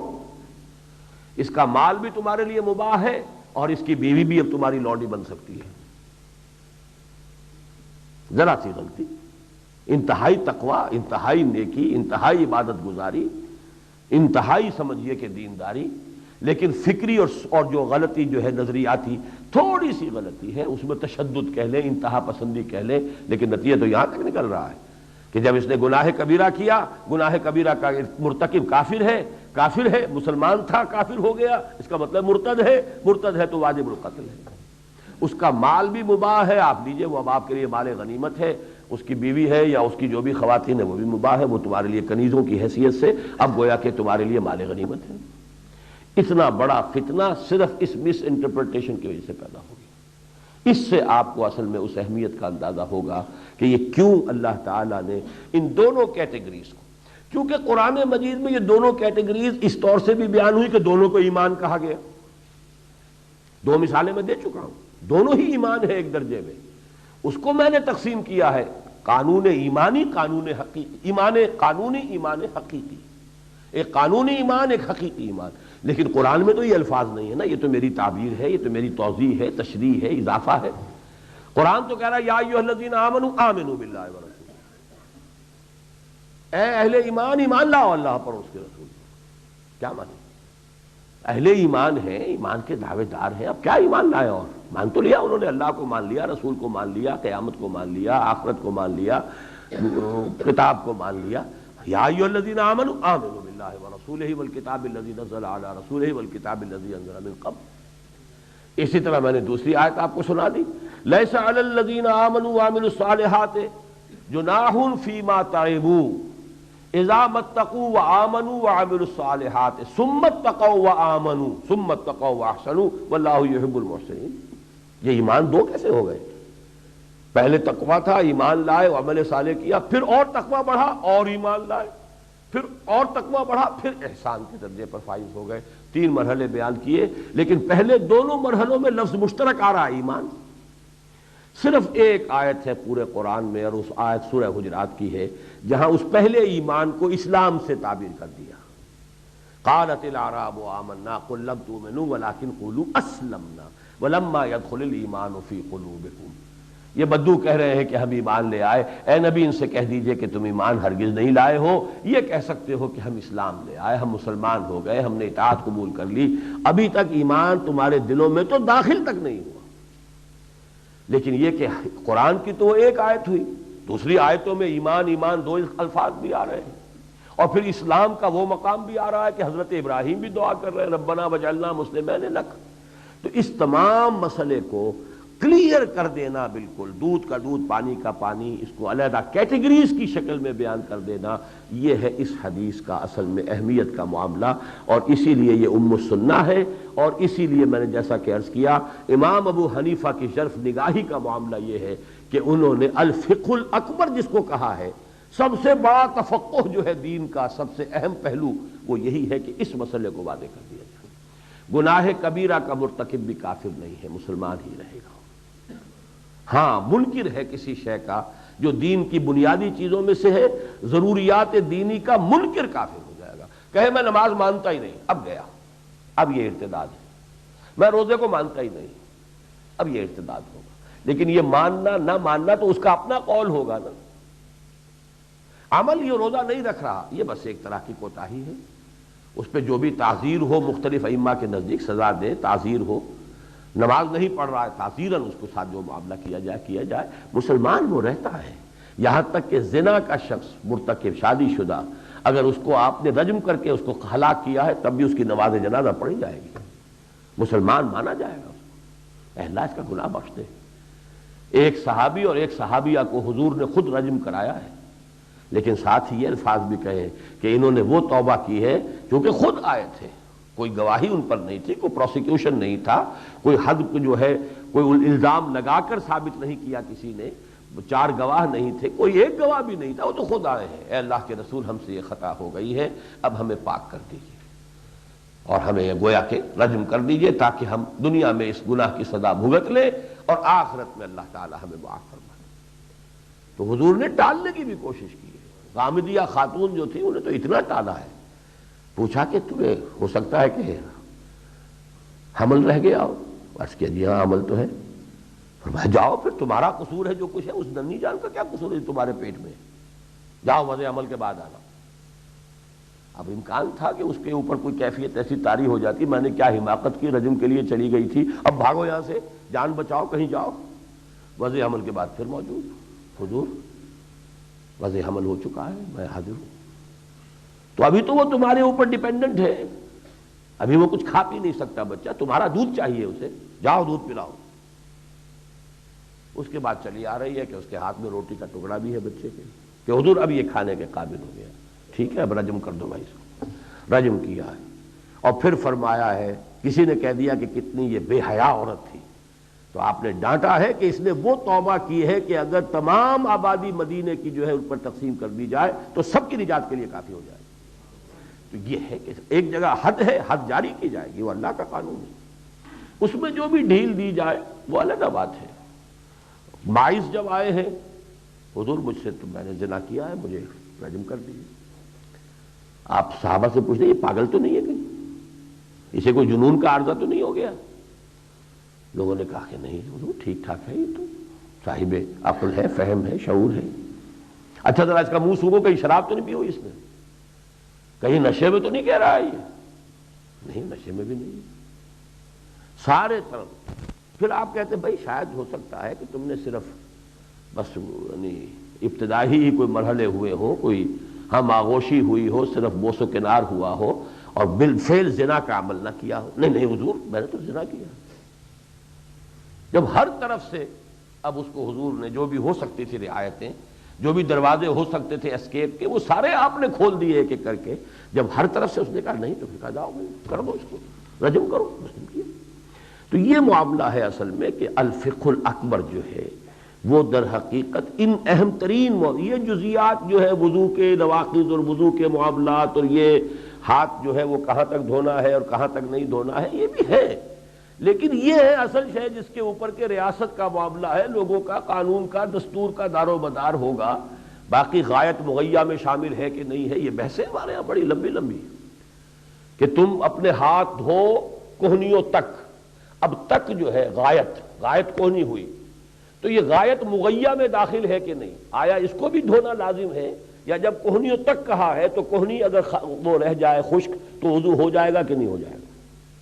یہ مسئلہ، اس پہ بڑی بحثیں ہیں، اس کے اوپر لمبے چوڑے مارکے ہیں. اصول کو پہلے طے کرنا پڑے گا غایت مغیہ میں داخل ہے کہ نہیں، یعنی جس شے کو کسی شے کی حد قرار دیا جائے وہ حد بھی اس شے کے اندر شامل ہے یا باہر ہے. تو یہ بھی فقہ ہے، میں اس کی کوئی توہین نہیں کر رہا، یہ کرنا پڑے گا. قانون تو بہرحال آئے گا تو قانون میں تو بال کی کھال اترتی ہے. بڑے بڑے مقدمے جو ہیں معمولی سے کسی ٹیکنیکل ایشو کے اوپر ادھر سے ادھر ہو جاتے ہیں. لیکن یہ کہ ایک ہے یہ فقہ الاکبر، اس فقہ الاکبر میں اب یہ سمجھ لیجئے یہ 5 شرائط ہیں جو پوری کر دے تو وہ مسلمان ہے، وہ آپ کے مسلمان معاشرے کا ایک فرد ہے، اسلامی ریاست کا ایک رکن ہے. اب جو بھی وہ کرے غلط حرکت سزا دیجئے، چوری کرتا ہے ہاتھ کاٹ دیجئے، جو بھی چاہے کرے اس کا معاملہ جو الا بحق الاسلام، جو قانون شریعت کی زد میں جو جس درجے میں کوئی شخص آ گیا اس درجے میں آ جائے گا، لیکن یہ کہ اس کو بنیادی طور پر مسلمان تسلیم کیا جائے گا، یہ ہے اسلام. لیکن ایمان یہ نہیں ہے. اس اسلام کا سارا تعلق اس دنیاوی نظام کے ساتھ ہے، معاشرت اور ریاست اور سیاست اور اس کی شہریت اس سے متعلق ہے. جبکہ ہمیں معلوم ہے کہ اصل معاملہ جو اللہ کے ہاں طے ہونا ہے وہ تو ایمان پر ہونا ہے. وہ معذور اور مجبور نہیں ہے ہماری طرح کہ وہ جھانک کر نہ دیکھ سکے کہ ایمان ہے کہ نہیں. وہ علیم بذات الصدور، وہ جاننے والا ہے سینوں کے اندر کے حالات.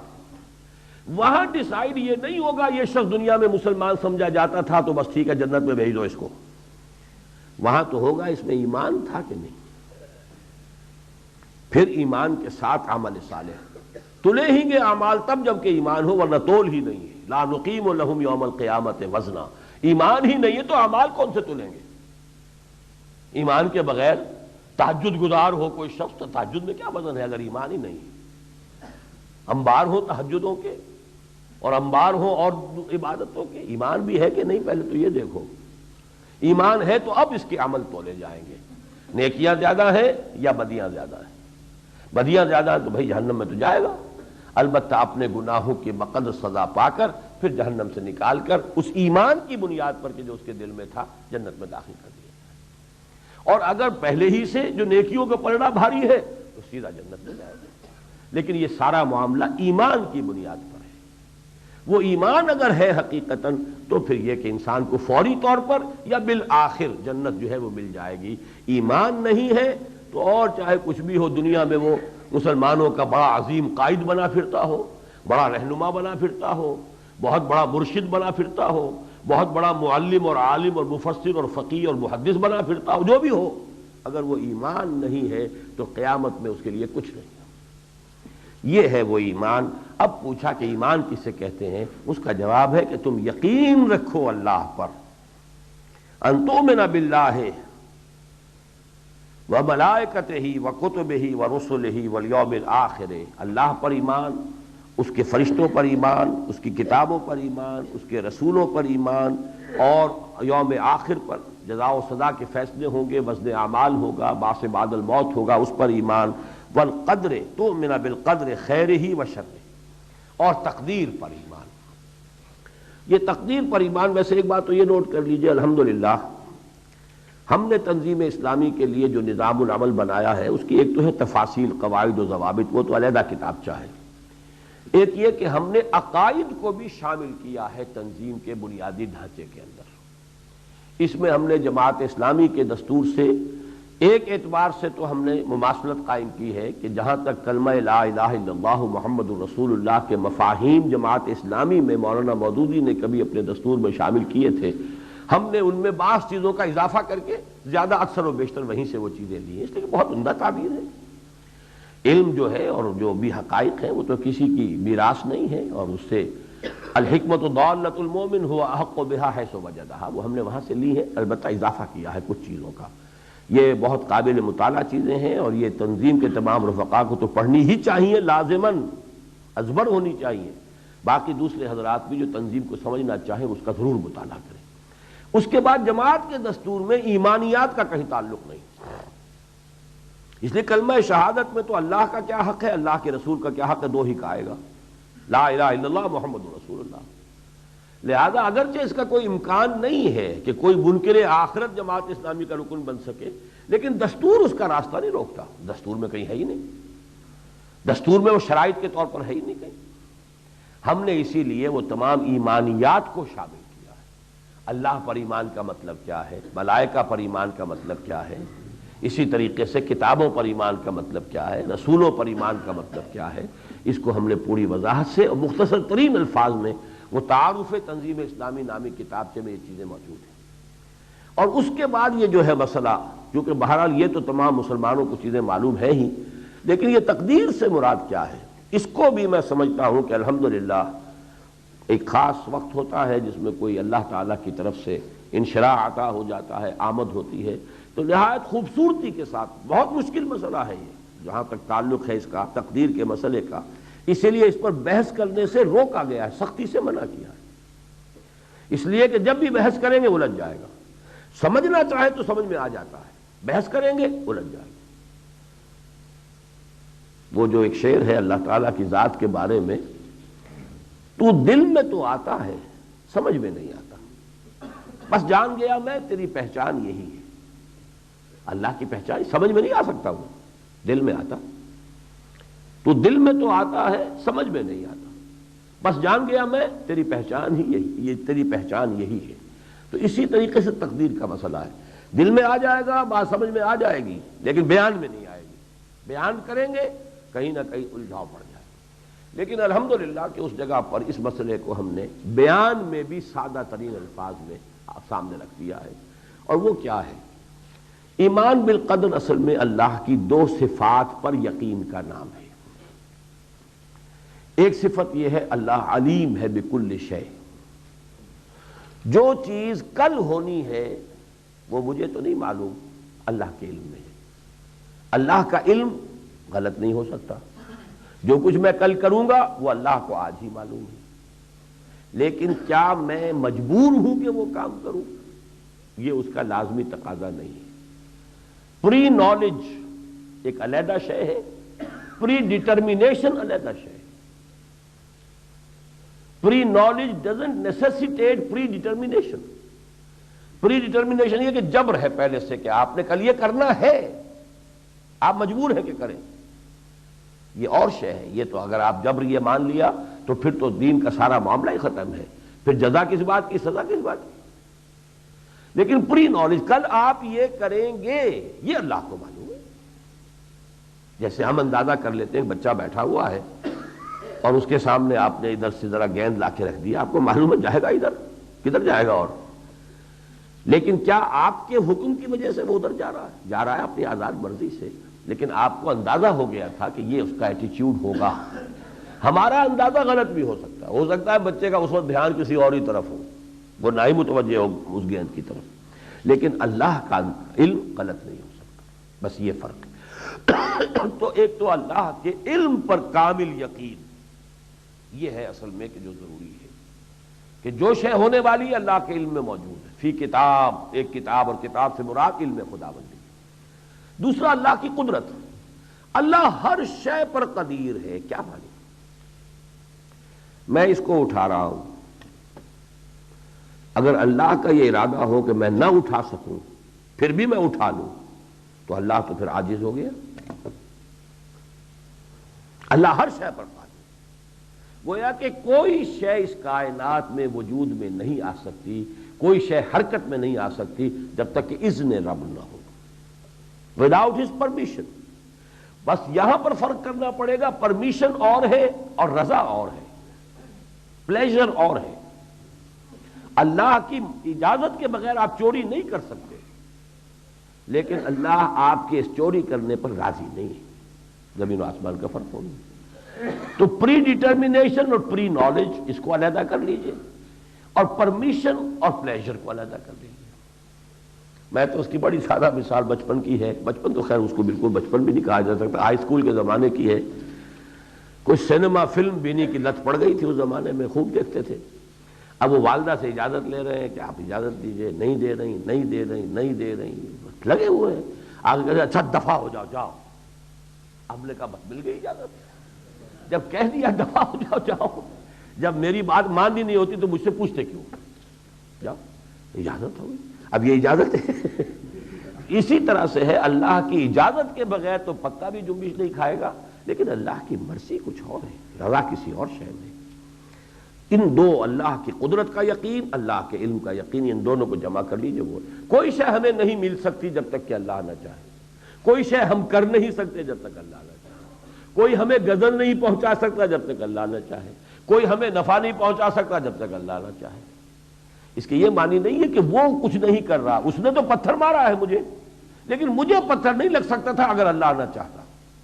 اس کا پتھر مار دینا، اول تو وہ بھی اللہ کی پرمیشن کے بغیر نہیں، اس نے چاہا کہ میں پتھر ماروں تو پتھر مارنے کا اس کا فعل بھی بغیر اللہ کی پرمیشن کے نہیں ہوگا۔ اللہ نے اجازت دی مارو، مارو، تاکہ تم نے تو مار کر اپنے لیے عذاب کما لیا نا، تمہیں جو کرنا تھا وہ تو تم نے کر لیا۔ اب وہ پتھر میرے آ کر لگے، یہ اللہ کے اذن کے بغیر نہیں۔ اگر مجھے لگ گیا تو اللہ کے اذن سے لگا ہے، اور اگر نہیں لگا ہے تو ظاہر بات ہے کہ وہ اپنے اس جرم کا جو ہے وہ تو مرتکب ہو گیا۔ یہود نے تو سولی پر چڑھایا حضرت مسیح کو، چاہے وہ حضرت مسیح نہیں تھے، کوئی اور تھا۔ اسی طریقے سے جو شخص سور سمجھ کر کھا رہا ہے، چاہے وہ بکری کا گوشت ہو، وہ تو سور ہی کھا رہا ہے۔ یہ ہے اصل میں سارا تقدیر کا معاملہ۔ یہ تقدیر اصل میں ایمان باللہ کا، اور خاص طور پر دو صفات جو ہیں قدر اور علم، ان دونوں کا خلاصہ لب لباب ہے۔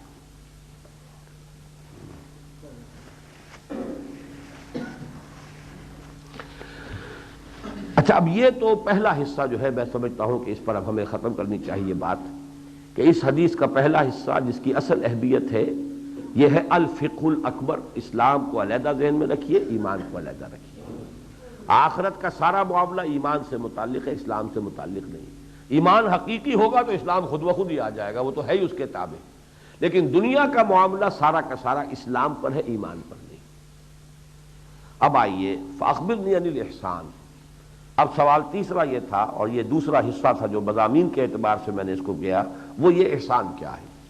اس میں جو پہلی بات میں نے عرض کی تھی وہ یہ کہ یہ قرآن مجید کا اس اعتبار سے بڑا مظلوم لفظ ہے، یہ ہماری وکیبلری سے نکل گیا، بول چال سے نکل گیا، ریفرنس سے نکل گیا، حالانکہ بنیادی اصطلاح ہے۔ حدیث جبرائیل میں اسلام، ایمان، احسان، کس درجے اہمیت ہوگی اس لفظ کی۔ قرآن میں بار بار آتا واللہ یحب المحسنین۔ اب محسنین کا جو عام آدمی بھی ترجمہ کر کے سمجھے گا، اللہ احسان کرنے والوں کو پسند کرتا ہے۔ احسان کیا ہے؟ بھوکے کو کھانا کھلا دینا، پیاسے کو پانی پلا دینا، کسی کو تکلیف میں ہے تو تکلیف سے اپنی امکانی حد تک اسے نجات دلانے کو، یہ احسان ہے۔ یہ احسان نہیں ہے یہاں۔ احسان کے معنی کیا ہے؟ جو کام بھی انسان کرے نہایت خوبصورتی سے کرے، عمدگی سے کرے۔ ایک ہے مارے باندھے کو نماز پڑھنی ہے پڑھ لی، ایک ہے نہایت دل جمی کے ساتھ، خلوص کے ساتھ، انابت کے ساتھ، خشوع کے ساتھ، حضور قلب کے ساتھ، تعدیل ارکان کے ساتھ انسان نماز ادا کرے، یہ ہے احسان کی، نماز کا احسان۔ جیسے کہ آتا ہے اذا قتلتم فاحسنوا القتلۃ واذا ذبحتم فاحسنوا الذبحۃ، اے مسلمانوں جب کسی کو قتل کرنا ہو تو خوبصورتی سے قتل کرو، یہ نہیں کہ اسے تڑپا تڑپا کے مارو، کوشش کرو کہ ایک ہی بار سے جو اس کی گردن جدا ہو جائے، اس کو تکلیف پہنچانا جو نہیں، قتل کرنا ہے تو قتل بھی عمدگی کے ساتھ کرو۔ ذبح کرتے ہو تو کند چھری لے کر جو اس کے اوپر کشتی نہ شروع کر دو گردن کے اوپر، بلکہ چھری کو تیز کرو تاکہ وہ ایک ہی بار کے اندر جو ہے وہ اس کا جو بھی حصہ کاٹنا ہے وہ کٹ جائے، اسے وہ تکلیف تو نہ ہو کہ جو ایک آدمی کشتی کر رہا ہے اس کے ساتھ چھری کے ساتھ۔ تو احسان کا لفظ آیا، اذا قتلتم فاحسنوا القتلۃ واذا ذبحتم فاحسنوا الذبح، ذبح کرنا ہے، قتل کرنا ہے، اس کے اندر بھی ایک حسن ہے، خوبی ہے، عمدگی ہے، اس کو اچھے انداز میں کرو۔ اسی طرح دین میں جب حسن پیدا کرنا ہے، ایک دین ہے بس جو بھی ہے موٹے موٹے تمام اس کی علامات تو ہم نے قائم کر دی ہیں، ایک یہ آپ اس میں حسن پیدا کریں، خوبصورتی پیدا کریں، دل آویزی پیدا کریں، دین کی عمدگی، دین کا حسن اور دین کا حسین بن جانا، یہ ہے احسان۔ تو وہ احسان کیا ہے؟ جو لفظ ہمارے ہاں اس احسان کی جگہ آ گیا ہے اور جس نے اسے ڈھانپ دیا ہے وہ ہے تصوف۔ جہاں تک تو اس موضوع کا تعلق ہے اس کی اہمیت جو ہے وہ تو اتنی تھی کہ جس کی وجہ سے یہ تصوف جو ہے ایک بڑا عظیم الشان فن بن گیا، علم بن گیا، اس کے فلسفے اپنے ہیں، اس کا اپنا پورا نظام ہے، اس کا پھر پورا نظام العمل ہے، اس کے معمولات ہیں، اذکار کے طور طریقے ہیں، مختلف سلسلوں کے مختلف ہیں، اسی طریقے سے مراقبے ہیں، کسی کا کسی طرح کا مراقبہ ہے، کسی کا کسی طرح کا مراقبہ ہے۔ اس سے اندازہ ہوتا ہے، یعنی یہ سرکمسٹانشل ایویڈنس ہے کہ یہ اس کی دلیل قطعی ہے کہ یہ بات اہم بہت ہے، لیکن بس بدقسمتی یہ ہوئی، سب سے پہلی بدقسمتی، اور اس پر بدقسمتیوں کا اضافہ ہو جاتا ہے۔ پہلی بدقسمتی تو یہ ہوئی کہ اصل لفظ احسان جو دین کا ہے، قرآن کا ہے، حدیث کا ہے، اس سے کاٹ کر لفظ ہی دوسرا جوڑ دیا، تصوف، جس کے بارے میں آج تک کوئی قطعیت کے ساتھ یہ نہیں کہہ سکا کہ یہ لفظ آیا کہاں سے ہے۔ صوف سے بن سکتا ہے تصوف لفظی اعتبار سے، کیونکہ ہمارے جو ابتدائی تابعین کے دور ہی میں کچھ جو اس طرح کے حضرات جن پر زہد کا غلبہ ہو گیا تھا، جیسا کہ میں نے عرض کیا نا کہ صحابہ میں بھی ایسے تھے، صحابہ میں ایسے بھی تھے کہ جن کا اصل جوہر جو ہے میدان جنگ میں کھلتا تھا، مقابلہ اور قتال۔ صحابہ میں ایسے بھی تھے جو راتوں کو کھڑے رہتے تھے، جس پر کہ حضور کو روکنا پڑا۔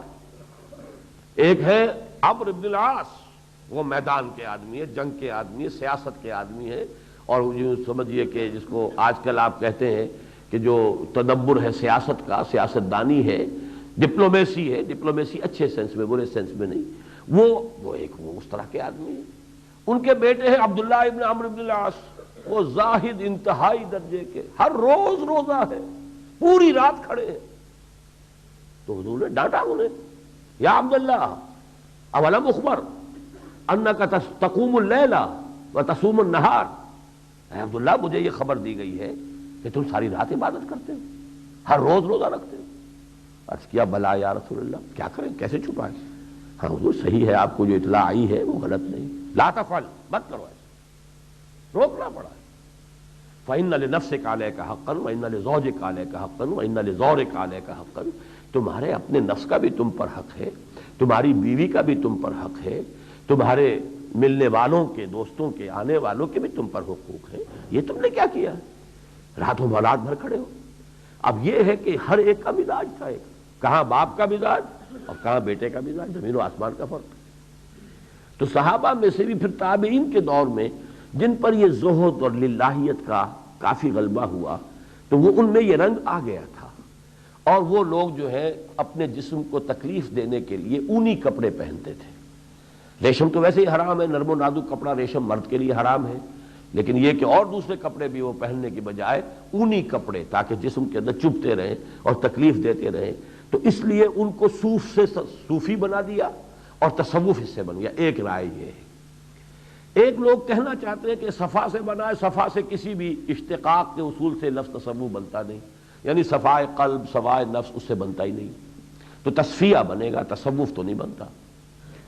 اس حوالے سے یہ لفظ جو ہے اس کو میں کہا کرتا ہوں کہ یہ مجہول النسب ہے، اس لفظ کا نسب ہی معلوم نہیں، اس کا مادہ کیا ہے، کہاں سے نکلا، یہی پتہ نہیں، لیکن یہ ایسا زبازد خواص و عوام ہوا ہے، پھیلا ہے دنیا کے اندر، اور اس کا سب سے بڑا جرم یہی ہوتا ہے، جیسے کہ اصول ہے بدعت اصل میں سنت کو ختم کرتی ہے، کوئی نئی بات آئے گی کسی نہ کسی سنت کو دفع کر دے گی، ختم کر دے گی، نگاہوں سے اوجھل کر دے گی۔ اسی طریقے سے یہ لفظ جو ہے اس نے اس سب سے پہلا ظلم تو یہ کیا، احسان تو گیا، جب احسان گیا تو احسان کی ڈیفینیشن تو حدیث میں آپ کو مل جائے گی، تصوف کی ڈیفینیشن تو حدیث میں نہیں مل سکتی۔ پھر اس میں وہ مراقبے اور اشغال اور جو اذکار کے طریقے ہیں جو انہوں نے ایجاد کیے ہیں، اس میں افادیت ہے، تو ظاہر بات ہے کہ آدمی جو ہے، جیسے آج کل کی جدید سائیکالوجی میں بھی ہے، آپ کسی چیز کا تکرار کرتے رہیے، تصور باندھے رکھیے، اس کا کوئی نہ کوئی اثر آپ کے اوپر پڑے گا نفسیاتی اعتبار سے۔ بڑا پیارا مجھے شعر یاد آیا ہے، گر در دل تو گل گزرت گل باشی، ور بلبل بے قرار بلبل باشی۔ اگر تمہارے دل میں پھول ہی کا تصور رہے پھول ہی کا، تم خود پھول بن جاؤ گے۔ گر در دل تو گل گزرت گل باشی، ور بلبل بے قرار، اگر بلبل بے قرار ہی کا تصور کیے رکھو گے، بلبل باشی، بلبل بن جاؤ گے تم بھی۔ لیکن یہ کہاں تک جا رہا ہے یہ شعر؟ اب اگلے شعر پہ آپ چونک جائیں گے، گھبرائیں گے، یہ کیا بات کہہ دی۔ تو جزوی ہو حق کل است گر روز چند، تم تو جزوی ہو، اللہ کی ذات یا حق جو ہے وہ تو ہے کلی، وہ کل ہے، تم ایک جز ہو، وہ کل ہے۔ تو جزوی ہو حق کل است گر روز چند، اگر کچھ عرصے اندیشہ کل پیشہ کنی کل باشی، اگر اللہ ہی کے ساتھ لو لگائے رکھو، خیال، اندیشہ، خیال، تصور، تم بھی بن جاؤ گے۔ میں لفظ نہیں کہتا کیا بن جاؤ گے، کل ہو جاؤ گے، تم بھی کل ہو جاؤ گے۔ تو یہ ہے کہ اصل میں کسی چیز کا آٹو سجیشن ہے، کوئی چیز اپنے کہتے رہیے تم ایسے ہو، تم ایسے ہو، تم ایسے ہو، تم بزدل ہو، بزدل ہو جاؤ گے، اور کہو نہیں میں بہادر ہوں، ہو جاؤ گے بہادر۔ یہ ہے نفسیاتی طور پر انسان کے اندر بڑی قوتیں ہیں، جہاں جسمانی اور قوا جو ہیں وہ قوتیں ہیں، وہاں یہ نفسیاتی بھی بہت کچھ ہے۔ قوت ارادی کو مضبوط کرنے کے لیے ایکسرسائزز ہیں، نگاہ جھپکنے نہ پائے، ایک نقطہ، تہجد کے وقت اٹھو، سفید براق کپڑے پہنو، سفید براق چادر کے اوپر سفید کاغذ رکھو اور ایک سیاہ نقطہ لگاؤ اور نقطے پر نگاہ جماؤ، نگاہ جھپکے نہیں۔ نتیجہ کیا ہوگا؟ تمہاری آنکھوں میں وہ طاقت پیدا ہو جائے گی، کوئی تم سے آنکھیں چار نہیں کر سکے گا، براؤ بیٹنگ جسے کہتے ہیں، آنکھوں سے کسی کو شکست ہے۔ اور یہ پورا فن بن گیا تھا، اس کی ایکسرسائزز ہوتی ہیں، ایکسرسائزز سے وہ قوت حاصل ہوتی ہے، اور اس سے پھر یہ کہ اس کو کسی کو دیکھ لیا اس جلالی نگاہوں کے ساتھ تو اس بیچارے کا برکس نکل گیا، جو اس میدان کا آدمی نہیں ہے۔ اس حضور پر یہ آزمایا گیا، لا یزلقونک بابصارہم لما سمعوا الذکر ویقولون انہ لمجنون۔ آپ کو اپنی نگاہوں کے ذریعے سے چاہتے ہیں کہ آپ کے وجود میں تزلزل پیدا کر دیں، آپ کے قدم ڈگمگا جائیں، کوشش کرتے ہیں۔ تو یہ فنون ہیں، ان کو فن کہیے، یہ ہر طرح کی ٹیکنیکس ہیں۔ تو یہ تمام جو اوراد ہیں، جو بھی اس کے طریقے ہیں، تصورات ہیں، اس کے حوالے سے کچھ نہ کچھ حاصل ہوتا ہے، اس میں کوئی شک نہیں۔ اور ہندوستان میں ہندو یوگیوں کا مقابلہ کرنے کے لیے مسلمان صوفیوں نے ایک وقت میں یہ ٹیکنیکس جو ہے اپلائی کی ہیں، اور اس میں کوئی حرج بھی نہیں ہے۔ جس شے کا آپ کو توڑ کرنا ہے، ہندو یوگیوں نے چونکہ بڑی ایکسرسائز کی ہوتی تھیں، بڑے ان کی تپسیائیں، کھڑا ہے ایک شخص کو ہمالیہ کی کسی برف پوش چوٹی کے اوپر کھڑا ہے اور ہاتھ اونچا کر لیا ہے، ہاتھ سوکھ گیا ہے کھڑا، اب کتنی قوت ارادی اس میں پیدا ہو چکی ہے۔ حب سے دم ہے، زمین کے اندر قبر میں دفن کروا دیا ایک آدمی کو، اور وہ کتنے دن جو ہے قبر میں رہا ہے، زندہ ہے، نکل آیا، ایکسرسائز کی ہے۔ اس کو پہلے چند منٹ کی ہوئی ہوگی، پھر اس پہ محنت کی ہے، پھر وہ 1 گھنٹے تک گیا ہے، دنوں تک گیا، حب سے دم چل رہا۔ تو یہ تمام چونکہ یہاں مسلمان صوفیہ کو مقابلہ پیش آیا تھا ان سے، تو وہ ٹیکنیک ظاہر بات ہے، ان الحدید بالحدید یفلح، لوہا تو لوہے سے کٹ سکتا ہے، تو اس کے مقابلے کے لیے انہوں نے بھی یہ ٹیکنیکس استعمال کی ہیں۔ پھر چونکہ اس ٹیکنیک کے ساتھ ان کے پاس توحید تھی، اللہ کی توحید، اللہ کا یقین، رسول کے انوار و برکات، سنت کا معاملہ، لہذا ان کے اندر دو اچھا ہو گیا معاملہ۔ لیکن اصل احسان جو ہے دین کا وہ یہ نہیں، یہ چیزیں حضور کی تعلیمات میں بنیادی طور پر نہیں، کہیں عارضی اور وقتی اور فوری ضرورت کے تحت استعمال کی جائیں تو حرام بھی نہیں، لیکن اصل کیا ہے؟ اب وہ ہے احسان کی ڈیفینیشن۔ پوچھا گیا فاخبرنی عن الاحسان، تو جواب دیا ان تعبد اللہ کانک تراہ فإن لم تکن تراہ فإنہ یراک، کہ تم اللہ کی بندگی کرو۔ اور یہاں نوٹ کر لیجئے ایک دوسری روایت، اور یہ مجھے یاد ہے، عبداللہ ابن عمر رضی اللہ تعالی عنہما، حضرت عمر کہہ رہے ہیں ان تعبد اللہ کانک تراہ، حضرت عبداللہ ابن عمر ان کے صاحبزادے کہہ رہے ہیں کہ جواب میں حضور نے فرمایا تھا ان تعمل للہ کانک تراہ فإن لم تکن تراہ فإنہ یراک۔ اب یہ دو الفاظ ہیں، الفاظ جدا ہو گئے، لیکن اللہ کا فضل ہے، اللہ کا شکر ہے کہ وہ حدیث بھی محفوظ ہے عبداللہ ابن عمر کی رضی اللہ تعالی عنہما، لہذا ہمیں تعبدہ کے مفہوم کو سمجھنے میں سہولت ہو گئی، ورنہ محض تب مفہوم عبادت کا جو ہمارے دلوں میں محدود ہو گیا، نماز روزہ، بس نماز روزہ حج زکوٰۃ عبادات تو یہ ہیں، لہذا بس ان کے اندر وہ کیفیت حاصل ہو جائے کہ نماز آدمی پڑھے تو اس کیفیت کے ساتھ پڑھے گویا کہ اللہ کو دیکھ رہا ہے، اور اگر یہ نہیں تو کم سے کم یہ استحضار رہے کہ اللہ مجھے دیکھ رہا ہے۔ جب آپ کے لفظ آگے ان تعمل للہ کانک تراہ فإن لم تکن تراہ فإنہ یراک، اب اس کا دائرہ وسیع ہو گیا کہ عبادت، اور ویسے بھی ہم مانتے ہیں، ہمارا تو تصور عبادت یہی ہے، عبادت نام ہے پوری زندگی میں اللہ کی بندگی، ہمتن ہما وجو عبد بن جانا، عبد دیگر عبد ہو چیزیں دیگر، ما سراپا انتظارو منتظر، عبدیت تو وہ ہے، عبد کامل تو محمد الرسول اللہ صلی اللہ علیہ وسلم۔ لہذا عبدت یہ صرف عبادات نہیں بلکہ پوری زندگی میں اللہ کی بندگی اور پرستش، اور اپنی پوری زندگی میں عمل اللہ کے لیے، بھاگ دوڑ اللہ کے لیے، محنت اللہ کے لیے، جد و جہد اللہ کے لیے۔ ان صلاتی و نسکی و محیای و مماتی للہ رب العالمین، توانائیاں، قوتیں، صلاحیتیں وقف اللہ کے اور اس کے دین کے لیے، یہ کیفیت ہو ظاہر میں، اور باطن میں کیفیت یہ ہو کہ ایسے یہ کام کیا جا رہا ہو جیسے اس یقین کامل کے ساتھ کہ گویا کہ تم اللہ کے دیکھ رہے ہو۔ معلوم ہوا یہ ایمان ہی کی ڈیپتھ کا نام ہے۔ یوں سمجھئے ٹی کا تصور کیجئے، جو انگلش لیٹر ٹی ہے، اس کے اوپر یہ ہاریزونٹل اس کا سائڈ ہے، یہاں تو تقسیم کر دیا اسلام ایمان، دو سرے ہیں۔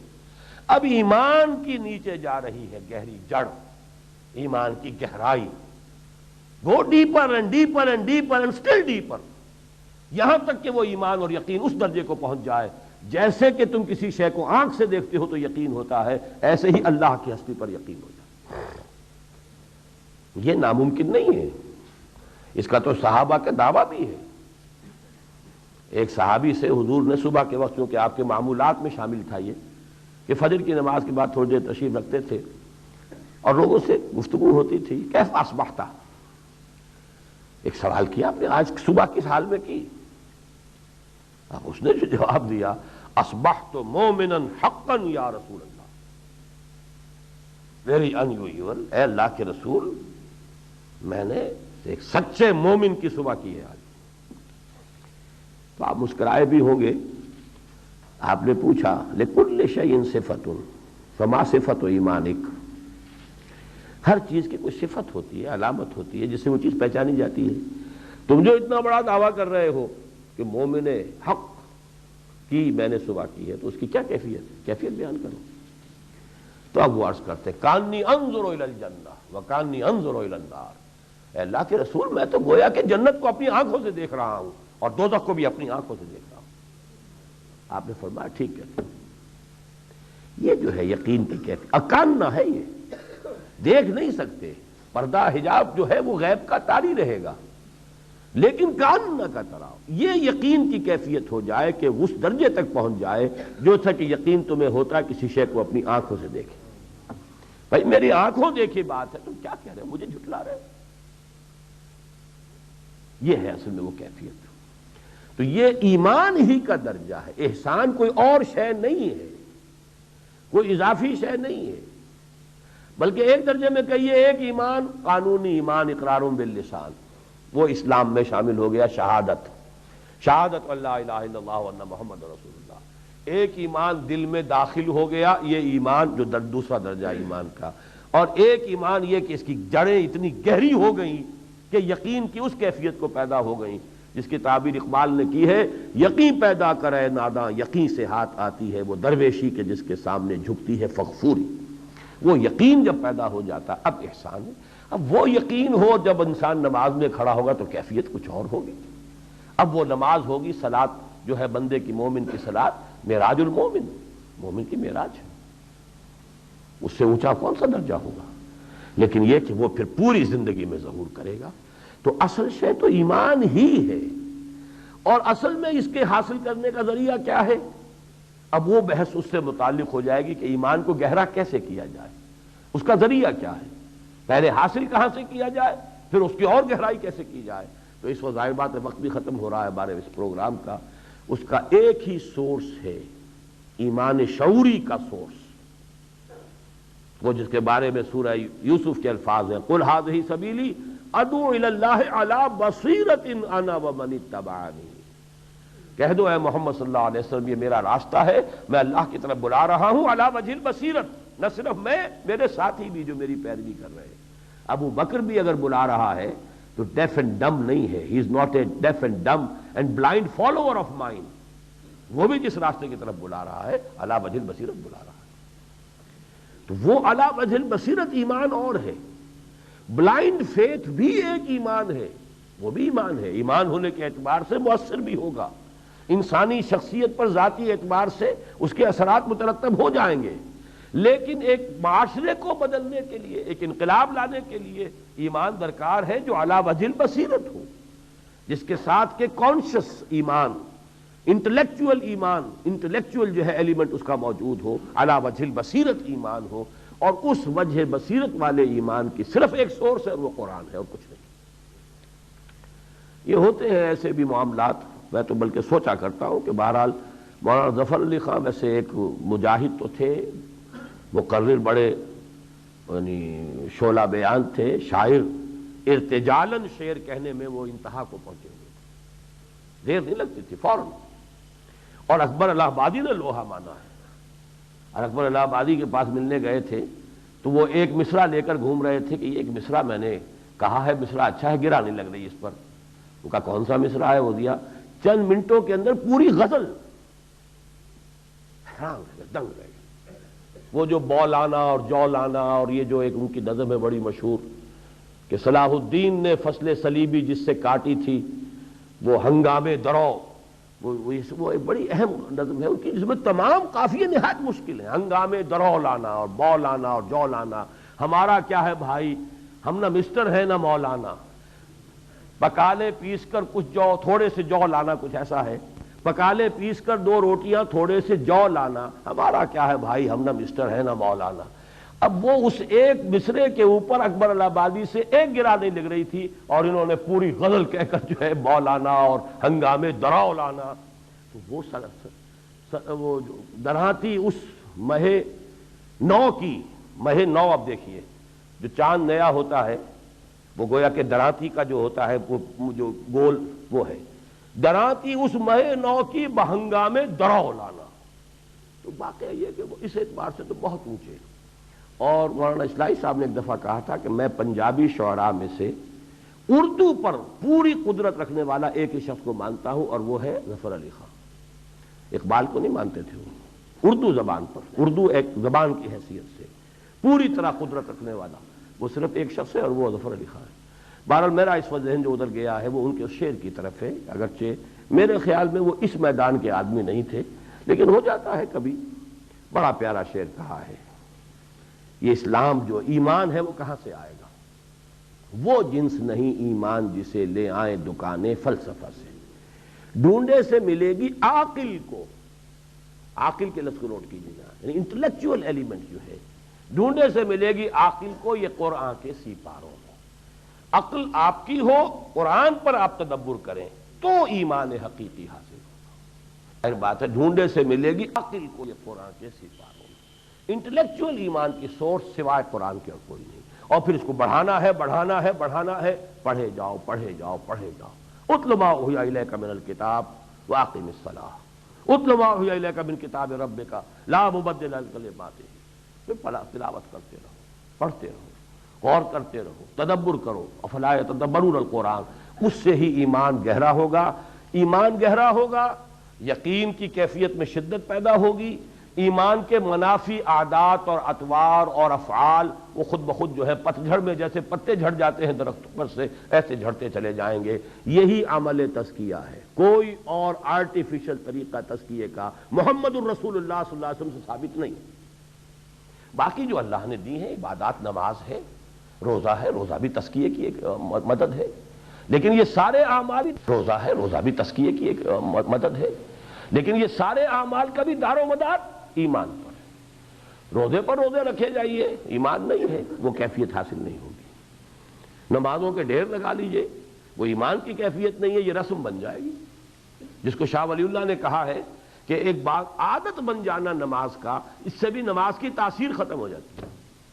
عادت ہو گئی، جیسے ایک خاص وقت پر آپ کو بیت الخلاء جانا ہے، اس وقت طبیعت کے اندر جو ہے خود بخود ایک جو ہے وہ ایک تحریک پیدا ہوتی ہے، ایسے ہی کوئی عادت بن گئی ہے۔ ایک خاص وقت پر آپ ناشتہ کرتے ہیں، خاص وقت پر آپ چائے پیتے ہیں، اس کی طلب پیدا ہو جاتی ہے۔ کچھ لوگوں کی وہ طلب ہو جاتی ہے نماز، وہ نماز پڑھ رہے ہیں عادتاً، نماز کی تاثیر ختم ہو جاتی ہے۔ وہ تو یہی ہے کہ شعور کے ساتھ نماز ادا ہو رہی ہو اور اس کو جو ہے انسان ایمان کے ساتھ پڑھ رہا ہو تو اس کی کیفیات حاصل ہوگی۔ تو یہ ہے تزکیہ اسلام کا، تصوف اسلام کا، تزکیہ اسلام کا، تربیت اسلام کی، اس کی منزل یہ ہے، ایمان ہی ہے در حقیقت جس کے ڈیپتھ کا یہ نام ہے۔ اب اس میں بھی ایک بات میں آپ سے عرض کر دوں، ایک موجود ہے آج کل بھی بقید حیات ہیں، ایک سلسلے کا، بلکہ یوں کہیے کہ ایک سلسلے کے بانی ہیں اسی تصوف کے میدان میں، اور ہمیں ان سے زیادہ دلچسپی اس اعتبار سے ہوئی کہ وہ ان تمام سلاسل جو بھی چلے آ رہے ہیں ان سب کو انہوں نے ڈیناؤنس کیا ہے کہ یہ کوئی مسنون چیزیں نہیں ہیں اور یہ کوئی صحیح طریقے نہیں ہیں، چاہے وہ چشتیہ ہو اور یا سہروردیہ ہو یا اور نقشبندیہ ہو، سب کی انہوں نے نفی کی۔ انہوں نے ایک طریقہ اپنا جو ہے ایجاد کیا ہے، اس طریقے کے اندر بھی چونکہ وہ ایجاد ہے، بھلے ایجاد بندہ، اس میں بھی خامی اور خرابی موجود ہے۔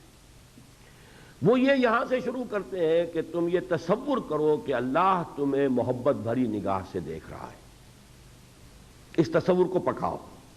اب یہ خود ایک مصنوعی اور آرٹیفیشل جو ہے ایکسرسائز ہے سائیکولوجیکل، جبکہ قرآن میں تو یہ ثابت نہیں ہے۔ دیکھ رہا ہے یہ تو ثابت ہے، لیکن دیکھ رہا ہے غضب آلود دیکھ رہا ہے کہ محبت سے دیکھ رہا ہے، یہ آپ کو پتہ ہے؟ سود خوری کر رہے ہو وہ تو تمہیں محبت سے دیکھے گا، حرام خوری کر رہے ہو تمہیں محبت سے دیکھے گا کہ غضبناک ہو کے دیکھے گا۔ فَاذَنُوا بِحَرْبٍ مِّنَ اللَّهِ وَرَسُولِهِ۔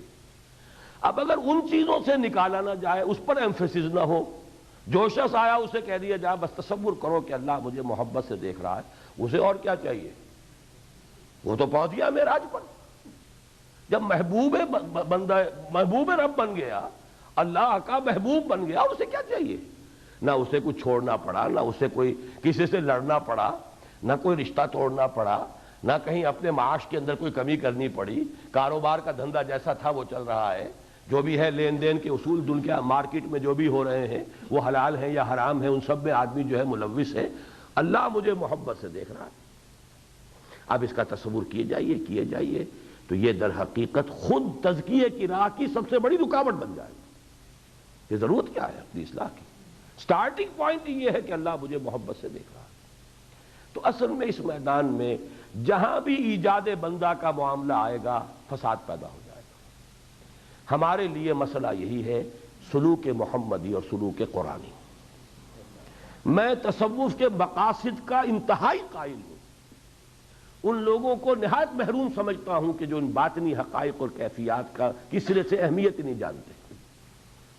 میری جو دروس ہیں سورہ تغابن کے دوسرے رکوع کے، کبھی اس کو سنیے، یہ راضی برضائے رب رہنے کی کیفیت، توکل اللہ کی ذات پر ہو جائے، ہٹ جائے ہر طرف سے توکل۔ جیسے رات بھی میں نے عرض کیا تھا، قرآن کا لب لباب، تورات کا لب لباب، آتینا موسیٰ الکتاب وجعلناہ ھدی لبنی اسرائیل اللہ تتخذوا من دونی وکیلا۔ ایمان کا جوہر یہ توکل صرف اللہ، اسباب پر، وسائل پر، افراد پر، اشخاص پر، طاقت پر، کسی شے پر توکل نہ ہو، توکل صرف اللہ۔ توکل راضی برضائے رب، تسلیم و رضا جو اللہ کی طرف سے آئے، کوئی شکوہ کوئی شکایت نہ زبان پر کیا دل میں بھی نہ آئے۔ اے رب جو تو نے فیصلہ کیا ہے یقیناً یہی میرے لیے خیر ہے، بظاہر میرے لیے ناگوار ہے، ناخوشگوار ہے، ناپسندیدہ ہے، تکلیف دہ ہے، لیکن یقیناً اس میں کوئی نہ کوئی خیر ہے۔ بیدک الخیر انک علی کل شیء قدیر، تیرے ہاتھ میں تو خیر ہی خیر ہے، تو میرے لیے کسی برائی کا فیصلہ کیوں کرے گا؟ تکلیف آئی ہے یہ بھی شاید میرے کسی گناہ کا کفارہ بن رہا ہے، تکلیف آئی ہے شاید مجھے تربیت دینی مقصود ہے، میرے اندر صبر کی کیفیت کا اضافہ اللہ چاہتا ہے، مجھے ترقی دینا چاہتا ہے۔ تو ہر شے کو انسان اس طرح ریسیو کرے جو اللہ کی طرف سے آئے۔ اللہ کے بغیر آ نہیں سکتی، اذن رب کے بغیر کوئی شے آ نہیں سکتی، جو آئی ہے لن یصیبنا الا ما کتب اللہ لنا هو مولانا۔ کیا ڈرا رہے ہو ہمیں منافقوں کہ کہاں چلے ہو ہرقل کے خلاف جنگ کرنے، اور اس گرمی کے موسم میں کیا کس چیز سے ڈرا رہے ہو؟ ہم پر کوئی شے آ ہی نہیں سکتی سوائے اس کے جو ہمارے رب نے ہمارے لیے طے کر دی۔ وہ مولا ہے ہمارا کہ ہر ساقی ماریخت عین الطاف، هل یصیبنا الا احدی الحسنیین، ہم پر آئے گی کیا شے؟ دو ہی چیزیں ہو سکتی ہیں نا، یا ہم سب کے سب ہلاک ہو جائے یا ہم فتح مند ہو کر آ جائے۔ ہمارے لیے دونوں برابر کامیابیاں ہیں۔ اگر غازی ہو کر لوٹ آئے فتح مند ہو کر، تب تو تم بھی کہو گے کہ کامیاب ہو گئے، اگر ہم سب اپنی گردنیں اللہ کی راہ میں کٹوا دیں یہ ہمارے نزدیک اس سے کہیں بڑی کامیابی ہے۔ تو ڈراتے کس چیز سے ہو؟ احدی الحسنیین، دو نہایت احسن چیزیں ہیں ہمارے لیے، تو لہذا کوئی اندیشہ کسی طرح کا ہے ہی نہیں۔ منحصر مرنے پہ ہو جس کی امید، نا امیدی اس کی دیکھا چاہیے۔ تو یہ ہے تصوف، اصل تصوف یہ ہے۔ جو لوگ ان کیفیات کو نہیں جانتے وہ بہت محروم ہیں، لیکن ان کیفیات کے حصول کے لیے کوئی پلیٹونک یا نیو پلیٹونک یا ہندو یوگیوں سے حاصل شدہ طریقے نہیں، طریقہ وہ جو محمد رسول اللہ صلی اللہ علیہ وسلم، اس لیے کہ اس کے تزکیے کے نتیجے میں جہاد وجود میں آتا ہے، اور یہ دوسرے طریقوں سے وہ اپنے آپ ہی کو رگڑے جاؤ رگڑے جاؤ رگڑے جاؤ، اگلے کو ایک اور کو رگڑنا شروع کر دو، وہ دوسروں کو رگڑنا شروع کرے گا، وہ اپنا ہی تصفیہ ہوتا رہتا ہے۔ اس سے آگے نہ آپ باطل سے ٹکر لیتے ہیں الا ماشاءاللہ، ایسا بھی ہوا ہے، لیکن عام بات یہی ہوگی کہ وہ تو خانقاہی نظام ہے۔ اسی لیے اقبال نے کہا تھا، اور صحیح کہا تھا، نکل کر خانقاہوں سے ادا کر رسم شبیری، کہ رسم خانقاہی ہے فقط اندوہ دلگیری۔ تو مقاصد تصوف یہ اور شے ہے، اور ذرائع اور اس کے جو بھی طریقے ہیں یہ بالکل دوسری چیزیں ہیں، اور جو چیز ثابت نہ ہو محمد الرسول اللہ اور آپ کے صحابہ سے صلی اللہ علیہ وسلم و رضی اللہ تعالیٰ عنہم اجمعین، ہمیں اسے اختیار نہیں کرنا۔ اب آخری بات رہ گئی قیامت کے بارے میں۔ میرا خیال ہے کہ اب اتنی وقت بھی ختم ہو گیا ہے، اور ایسی وہ بات ہے بھی نہیں۔ قیامت کے بارے میں نے آپ کو بتا دیا کہ ذو معنیین الفاظ ہیں، آپ نے یہ نہیں کہا مجھے نہیں معلوم، لیکن قرآن مجید کے متعدد مواقع سے یہ معلوم ہوتا ہے کہ شاید حضور کے علم میں بھی یہ بات نہیں تھی کہ قیامت کب آئے گی۔ البتہ اس کے نہایت قریب ہونے کی آپ نے جو ہے بعثت انا والساعہ کا ہاتین، ایسے میں اور میری قیامت جو ہے اور میری بعثت ایسے جڑے ہوئے ہیں، اور تم آخری امت ہو میں آخری رسول ہوں، تو قیامت تو بہت قریب ہے، کوئی دور کی بات نہیں ہے۔ میں نے جمعے میں بھی آپ کو بتایا تھا، میری کتاب پر ایک دانشور نے تبصرہ کیا کہ آپ نے تو قیامت کو بہت جلدی دکھا دیا، اس لیے کہ واقعتاً میں نے شاید رات تذکرہ کیا تھا شمس نوید عثمانی صاحب کا، تو ان کی کتاب سے مجھے ایک اور بھی بات ایسی ملی ہے جس سے مجھے اتفاق ہے، غلطی ہو سکتی ہے لیکن یہ کہ بہرحال مجھے اس سے اتفاق ہے، اور وہ یہ ہے کہ یہ 15ویں صدی ہجری جو ہے یہ آخر ہے دنیا کا، اسی میں ہو جانا ہے جو بھی ہونا ہے۔ یہ سارے جو ابھی راؤنڈز آنے ہیں، ملاحم، ملحمۃ الکبریٰ، نزول مسیح، خروج دجال، پھر عالم پوری دنیا پر اسلام کی حکومت 40 برس تک، اور اس کے بعد خاتمہ، یہ ہو جانا ہے اسی صدی میں۔ اس لیے کہ ایک حدیث موجود ہے حضرت سعد بن ابی وقاص رضی اللہ تعالی عنہ سے کہ حضور نے فرمایا کہ میں نہیں سمجھتا کہ میری امت اتنی عاجز ہوگی اپنے رب کے نزدیک کہ وہ اسے نصف دن کی بھی مہلت نہ دے۔ اس پر صحابہ نے جنہوں نے اب یہ واقعہ سنا، حضرت سعد سے یہ قول سنا حضور کا، سوال کیا کہ آپ کے خیال میں نصف یوم سے کیا مراد ہے؟ فوراً انہوں نے کہا 500 برس، اس لیے کہ اللہ کا دن ایک جو ہے قرآن مجید میں 2 جگہ پر آیا، سورہ سجدہ میں بھی اور سورہ حج میں بھی، کَأَلْفِ سَنَةٍ مِّمَّا تَعُدُّونَ، جو تم گنتی کرتے ہو اس کے حساب سے 1000 سال کے برابر۔ اور یہ یوم در حقیقت اس اعتبار سے ہوتا ہے کہ اللہ تعالیٰ کے ہاں جو یونیورسل پلاننگ ہوتی ہے معاملات کی، جیسے ہم کہتے ہیں کہ یہ 5 سالہ جو ہے وہ ایک منصوبہ ہے، تو اللہ تعالیٰ کے ہاں 1000 برس کا ایک منصوبہ تیار ہوتا ہے۔ آئندہ کے لیے جو کچھ ہونا ہے اب وہ ایگزیکیوشن کے لیے فرشتوں کے حوالے کر دیا جاتا ہے۔ يُدَبِّرُ السَّمَاءَ إِلَى الْأَرْضِ ثُمَّ يَعْرُجُ إِلَيْهِ فِي يَوْمٍ كَانَ مِقْدَارُهُ أَلْفَ سَنَةٍ مِّمَّا تَعُدُّونَ۔ اسی کے حوالے سے اکبر کے زمانے میں، مغل اعظم کے زمانے میں یہ بات اٹھائی گئی کہ 1000 سال پورے ہو گئے ہیں دین محمدی پر، اب اس کا زمانہ ختم ہو گیا، اب نئی تدبیر ہے اور وہ دین الہی ہے، الف ثانی شروع ہو چکا ہے، لہذا ایک نیا دور آ چکا ہے۔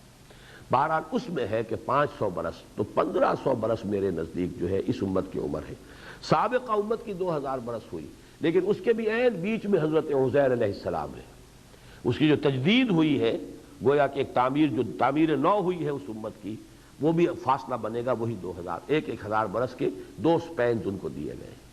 تو اس امت کے بارے میں حضور نے فرمایا کہ میں نہیں سمجھتا کہ میری امت اتنی عاجز ہوگی کہ اللہ آدھے دن کی بھی مہلت نہ دے، یعنی 1000 سال کا ایک دن تو ہے ہی ہے، 500 برس اور یہ تعبیر ہے۔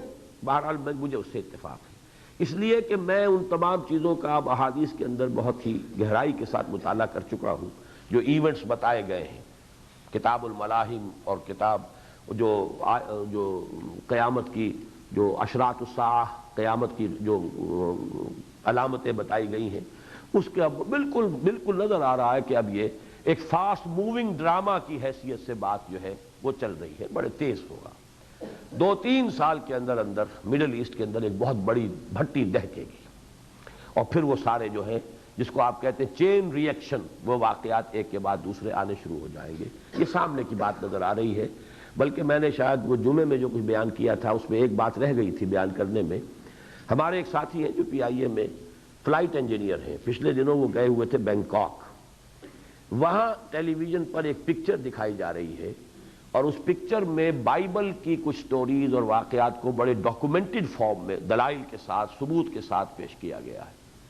اور اس میں وہ بات جو پہلے بھی میرے علم میں تھی، میں نے سنی تھی، لیکن اب یہ کہ ایک ڈاکومنٹری فلم میں پورے دلائل استدلال کے ساتھ لائی جا رہی ہے، وہ یہ ہے کہ ان کا یہ عقیدہ ہے یہودیوں کا، اور اس کو اب ڈاکومنٹڈ فارم میں وہ پیش کر رہے ہیں، کہ وہ جو تابوت السکینہ تھا، جس میں کہ حضرت موسیٰ علیہ السلام کا عصا اور جو وہ الواح دی گئی تھی، پتھر کی سلیں جن پر کہ تورات مرقوم تھی، جو دی گئی ہیں کوہ طور پر، جنہیں لے کر آپ آئے ہیں، وہ رکھی ہوئی ہیں، اور بھی کچھ تبرکات ہیں، مما ترک آل موسیٰ و آل ہارون، تو حضرت موسیٰ اور حضرت ہارون علیہ السلام کے اور ان کے خاندان کی کچھ تبرکات ہیں۔ وہ بڑا سا ایک صندوق ہے، وہ صندوق ایک عرصے میں ان سے گم ہو گیا تھا، اور وہ ان کے لیے بڑا منحوس زمانہ تھا، اور حضرت طالوت کی پھر بادشاہی کے حق ہونے کی علامت بیان کی گئی تھی۔ یہ قرآن میں ہے سب کچھ، سورہ بقرہ کے وہ 3 پارے کے شروع میں، اس میں ساری، یا 2 پارے کا اخیر ہے یہ، تو اس کے اندر یہ سارا معاملہ موجود ہے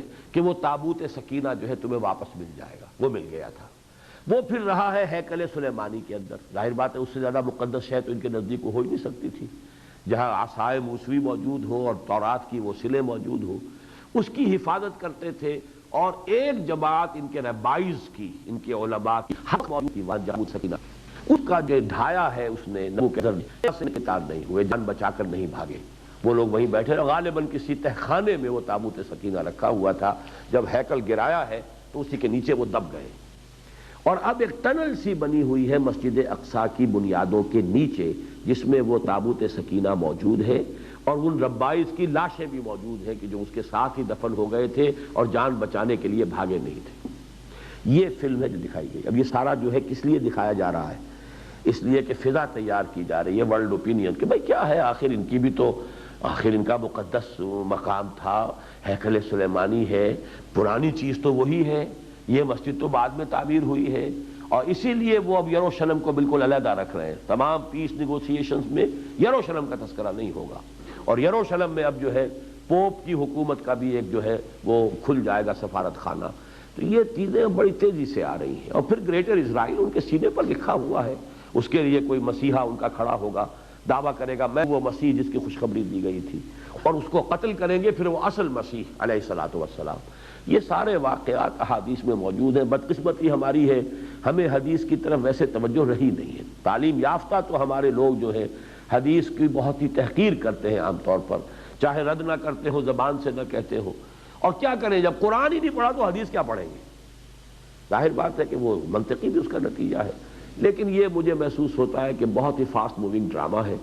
اس میں جو حضور نے دو خبریں دی تھی اس میں وہی ہے کہ جب حضور نے فرمایا کہ مل مسئول عنہا من السائل، جو تمہیں معلوم ہے وہی مجھے معلوم ہے، یا جتنا تمہیں معلوم نہیں مجھے بھی معلوم نہیں۔ اور یہ جیسا کہ میں نے عرض کیا اس کے دو مفہوم ہو جائیں گے ذرا، اس اعتبار سے کہ آیا اسی وقت جبرائیل کو پہچان لیا ہے تو اس کا مفہوم کچھ اور ہے، اور نہیں پہچانا ہے تو اس کا مفہوم کچھ اور ہے۔ جیسے ایک عام آدمی کو کچھ پتا نہیں، ایسے مجھے بھی کچھ پتا نہیں، یا یہ کہ اے جبرائیل جیسا کچھ تمہیں پتا ہے اتنا ہی مجھے پتا ہے، اس سے زیادہ میں بھی نہیں جانتا۔ تو یہ دونوں الفاظ کے اندر محتمل المعنیین ہیں یہ الفاظ۔ البتہ اس کے بعد جب پوچھا انہوں نے کہ مجھے بتائیے اس کی علامات کیا ہیں، تو وہ بات بالکل صحیح فرما دی۔ ایک تو یہ کہ سرکشی اولاد کی، اور اولاد میں سے خاص طور پر بیٹیاں جو سب سے زیادہ اوبیڈینٹ، اور خاص طور پر ماں کی جتنی تابع داری، یہ ہماری اب تک کی روایات میں، یہ تو اب جو ہمارے ہاں ویسٹرنائزڈ گھرانے ہیں ان کا رنگ ہے، ورنہ یہ کہ جن گھروں کے اندر ابھی مشرقی اور اسلامی رنگ ہے ان میں بچیوں کا جو رنگ ہوتا ہے وہ سب کے سامنے ہے۔ لیکن یہ کہ جب یہ بچیاں جو ہیں بیٹیاں وہ ماؤں کو کنیزیں سمجھنے لگے اور مالکائیں بن جائیں، اور جیسا کہ میں نے جمعے میں عرض کیا تھا کہ چونکہ اس قسم کی بعض مثالیں میرے علم میں ہے ڈیفیکٹو، کہ بیٹیاں بے راہ ہو رہی ہیں اور ماں سب کچھ دیکھ کر بھی کچھ نہیں کہہ سکتی، کہ پتہ نہیں یہ کیا بک دے گی منہ سے، زبان سے جواب میں کیا کہہ دے گی، کہ اس کے بعد وہ کچھ پردہ جو ڈھکا ہوا وہ بھی پردہ بھی اٹھ جائے گا، اس لیے وہ خاموش رہتی ہیں، کچھ نہیں کہہ سکتی، زبان بند گونگی ہو کر رہتی ہیں اپنی بچیوں کے سامنے۔ تو یہ معاملہ ان تلد الامۃ ربتہا۔ اور دوسرا تو آج کون اندھا ہے جسے نظر نہیں آ رہا، اور یہ معاملہ کل 50-60 برس کا ہے۔ کیا تھا وہاں پر؟ یہاں پہ عرب کے رہنے والوں کے لیے سب سے بڑی سورس حج کی آمدنی تھی۔ حج کا قربانی کا گوشت سکھا سکھا کر کھاتے تھے، اور یہ کہ چونکہ اس کو بھیڑیں بکریاں پالتے تھے تو ان کے لیے تو گویا کہ ان کا سیزن لگتا تھا، جب حج آتا تھا قیمتی وہ جو ہے قیمتیں اچھی ملتی تھی، حاجی خریدتے تھے۔ تو یہ تو اصل میں اللہ تعالیٰ نے حرم کے علاقے کے رہنے والوں کی معاش کا بندوبست اللہ تعالیٰ نے اس طریقے سے کیا ہے۔ فَاجْعَلْ أَفْئِدَةً مِّنَ النَّاسِ تَهْوِي إِلَيْهِمْ وَارْزُقْهُم مِّنَ الثَّمَرَاتِ لَعَلَّهُمْ يَشْكُرُونَ۔ تو یہ معاملہ تھا۔ اور آج کیا ہے؟ وہاں عمارتیں جو بن رہی ہیں، 5 اسٹار ہوٹلز جو بن رہے ہیں، پھر یہ جو مشرقی کنارہ تھا، یہ اسی صدی کے وسط تک میں جب تک کہ انگریز وہاں تھا، کیا حال تھا وہاں؟ کھانے کو انہیں دستیاب نہیں تھا، بالکل ویران، لیکن ڈیزرٹ، کچھ بھی نہیں۔ اور آج وہاں کیا ہے؟ دبئی جا کے دیکھیے، ابو ظبی دیکھیے، ان کی عمارتیں دیکھیے، ابو ظبی کا کارنش دیکھیے، اس کی جو ساحلی سڑک ہے پورے دنیا میں کہیں آپ کو نہیں ملے گی، امریکہ میں کہیں نہیں ملے گی، کیلیفورنیا میں وہ نہیں ملے گا، حالانکہ ریچسٹ اسٹیٹ ہے امریکہ کی کیلیفورنیا، لیکن کہیں آپ کو وہاں بھی اس کا ساحل جو ہے اتنا خوشنما اور اتنا ڈیکوریٹڈ اور اتنا جو ہے خوش منظر نظر نہیں آئے گا۔ وہ عورتیں پڑی نظر آئیں گی ننگی، لیکن یہ کہ وہ عمارتوں کی خوبصورتی جو ہے وہ آپ کو نظر نہیں آ سکتی جو وہاں ہے۔ جبکہ تم دیکھو گے کہ وہ چرواہے جو ننگے پاؤں رہتے تھے، پاؤں میں جوتی نہیں، بدن پر کپڑا نہیں، مفلوق الحال، جسم جو ہے ان کے انڈر نیوٹریشن کی وجہ سے وہ انتہائی کمزور، اور دیکھو گے اب وہ عمارتیں بنائیں گے اور اونچی اونچی عمارتیں بنائیں گے، اس حد تک تو بات 100% پوری ہو چکی۔ بعض احادیث میں اس سے آگے آتا ہے مرغزار بن جائیں گے۔ اگر آپ جدے سے سفر کریں، ہوائی سفر ریاض کا، آپ کو درمیان میں ایسے ایسے گرین سپاٹس نظر آئیں گے، اتنے بڑے بڑے فارم جیسے امریکہ میں ہوتے ہیں، بالکل گول، اس لیے کہ اس کی اریگیشن جو ہے وہ آرٹیفیشل اریگیشن کا پائپ جو چلتا ہے تو وہ یوں گھومتا ہے، تو جو اس کی لمبائی ہے اس پائپ کی، اس پائپ وہ گویا کہ ریڈیس بن گیا، اس سے جو سرکل وجود میں آیا ہے، اس قدر خوبصورت سپاٹ آپ کو نظر آئیں گے۔ اب وہ ویٹ ایکسپورٹ کر رہے ہیں سعودی عرب، یہ علامتیں موجود ہیں۔ تم دیکھو گے یہ چمنزار بن جائیں گے، وہ بن رہے ہیں۔ تو اب اور کون سی دیر ہے، کون سی رہ گئی؟ باقی وہ احادیث کہ فرات سے سونے کا پہاڑ برآمد ہو جائے گا، اس پر جنگ ہوگی، تو یہ فرات کا تیل ہی تو ہے جو آج جو ہے سیال سونا، اسے کہتے ہیں سیال سونا ہے، یہ بلیک گولڈ، وہ سارا اس پر جو جنگ ہو رہی اسی پر ہو رہی ہے، ہوئی ہے، تہس نہس ہو چکا ہے، اور بھی ہوگا، بار بار ہوگا، وہ تو ہونا۔ بہرحال یہ تمام چیزیں فاسٹ موونگ ڈرامہ کی حیثیت میرے نزدیک رکھتی ہیں، اور معاملہ دور نہیں ہے۔ باقی ان چیزوں سے بھی کوئی شخص ہوش میں نہیں آیا کرتا۔ ہوش میں آنا ہے تو قرآن کو پڑھیے، اپنے فرض کو پہچانیے، اپنی ذمہ داری ادا کرنے کی کوشش کیجیے۔ باقی یہ حدیث جو ہے یہ ہمارے لیے بہت ہی بنیادی جو تعلیمات ہیں دین کی، ان کی حامل ہے۔ اب میں اگرچہ وقت زیادہ لے چکا ہوں، ایک جو آیت کا میں نے حوالہ دیا تھا، مجھے افسوس ہے کہ میں اس کے بارے میں کچھ عرض نہیں کر سکا، لیکن اب نہیں، پھر آئندہ کبھی صحیح۔ اقول قولی ھذا واستغفر اللہ لی ولکم ولسائر المسلمین والمسلمات۔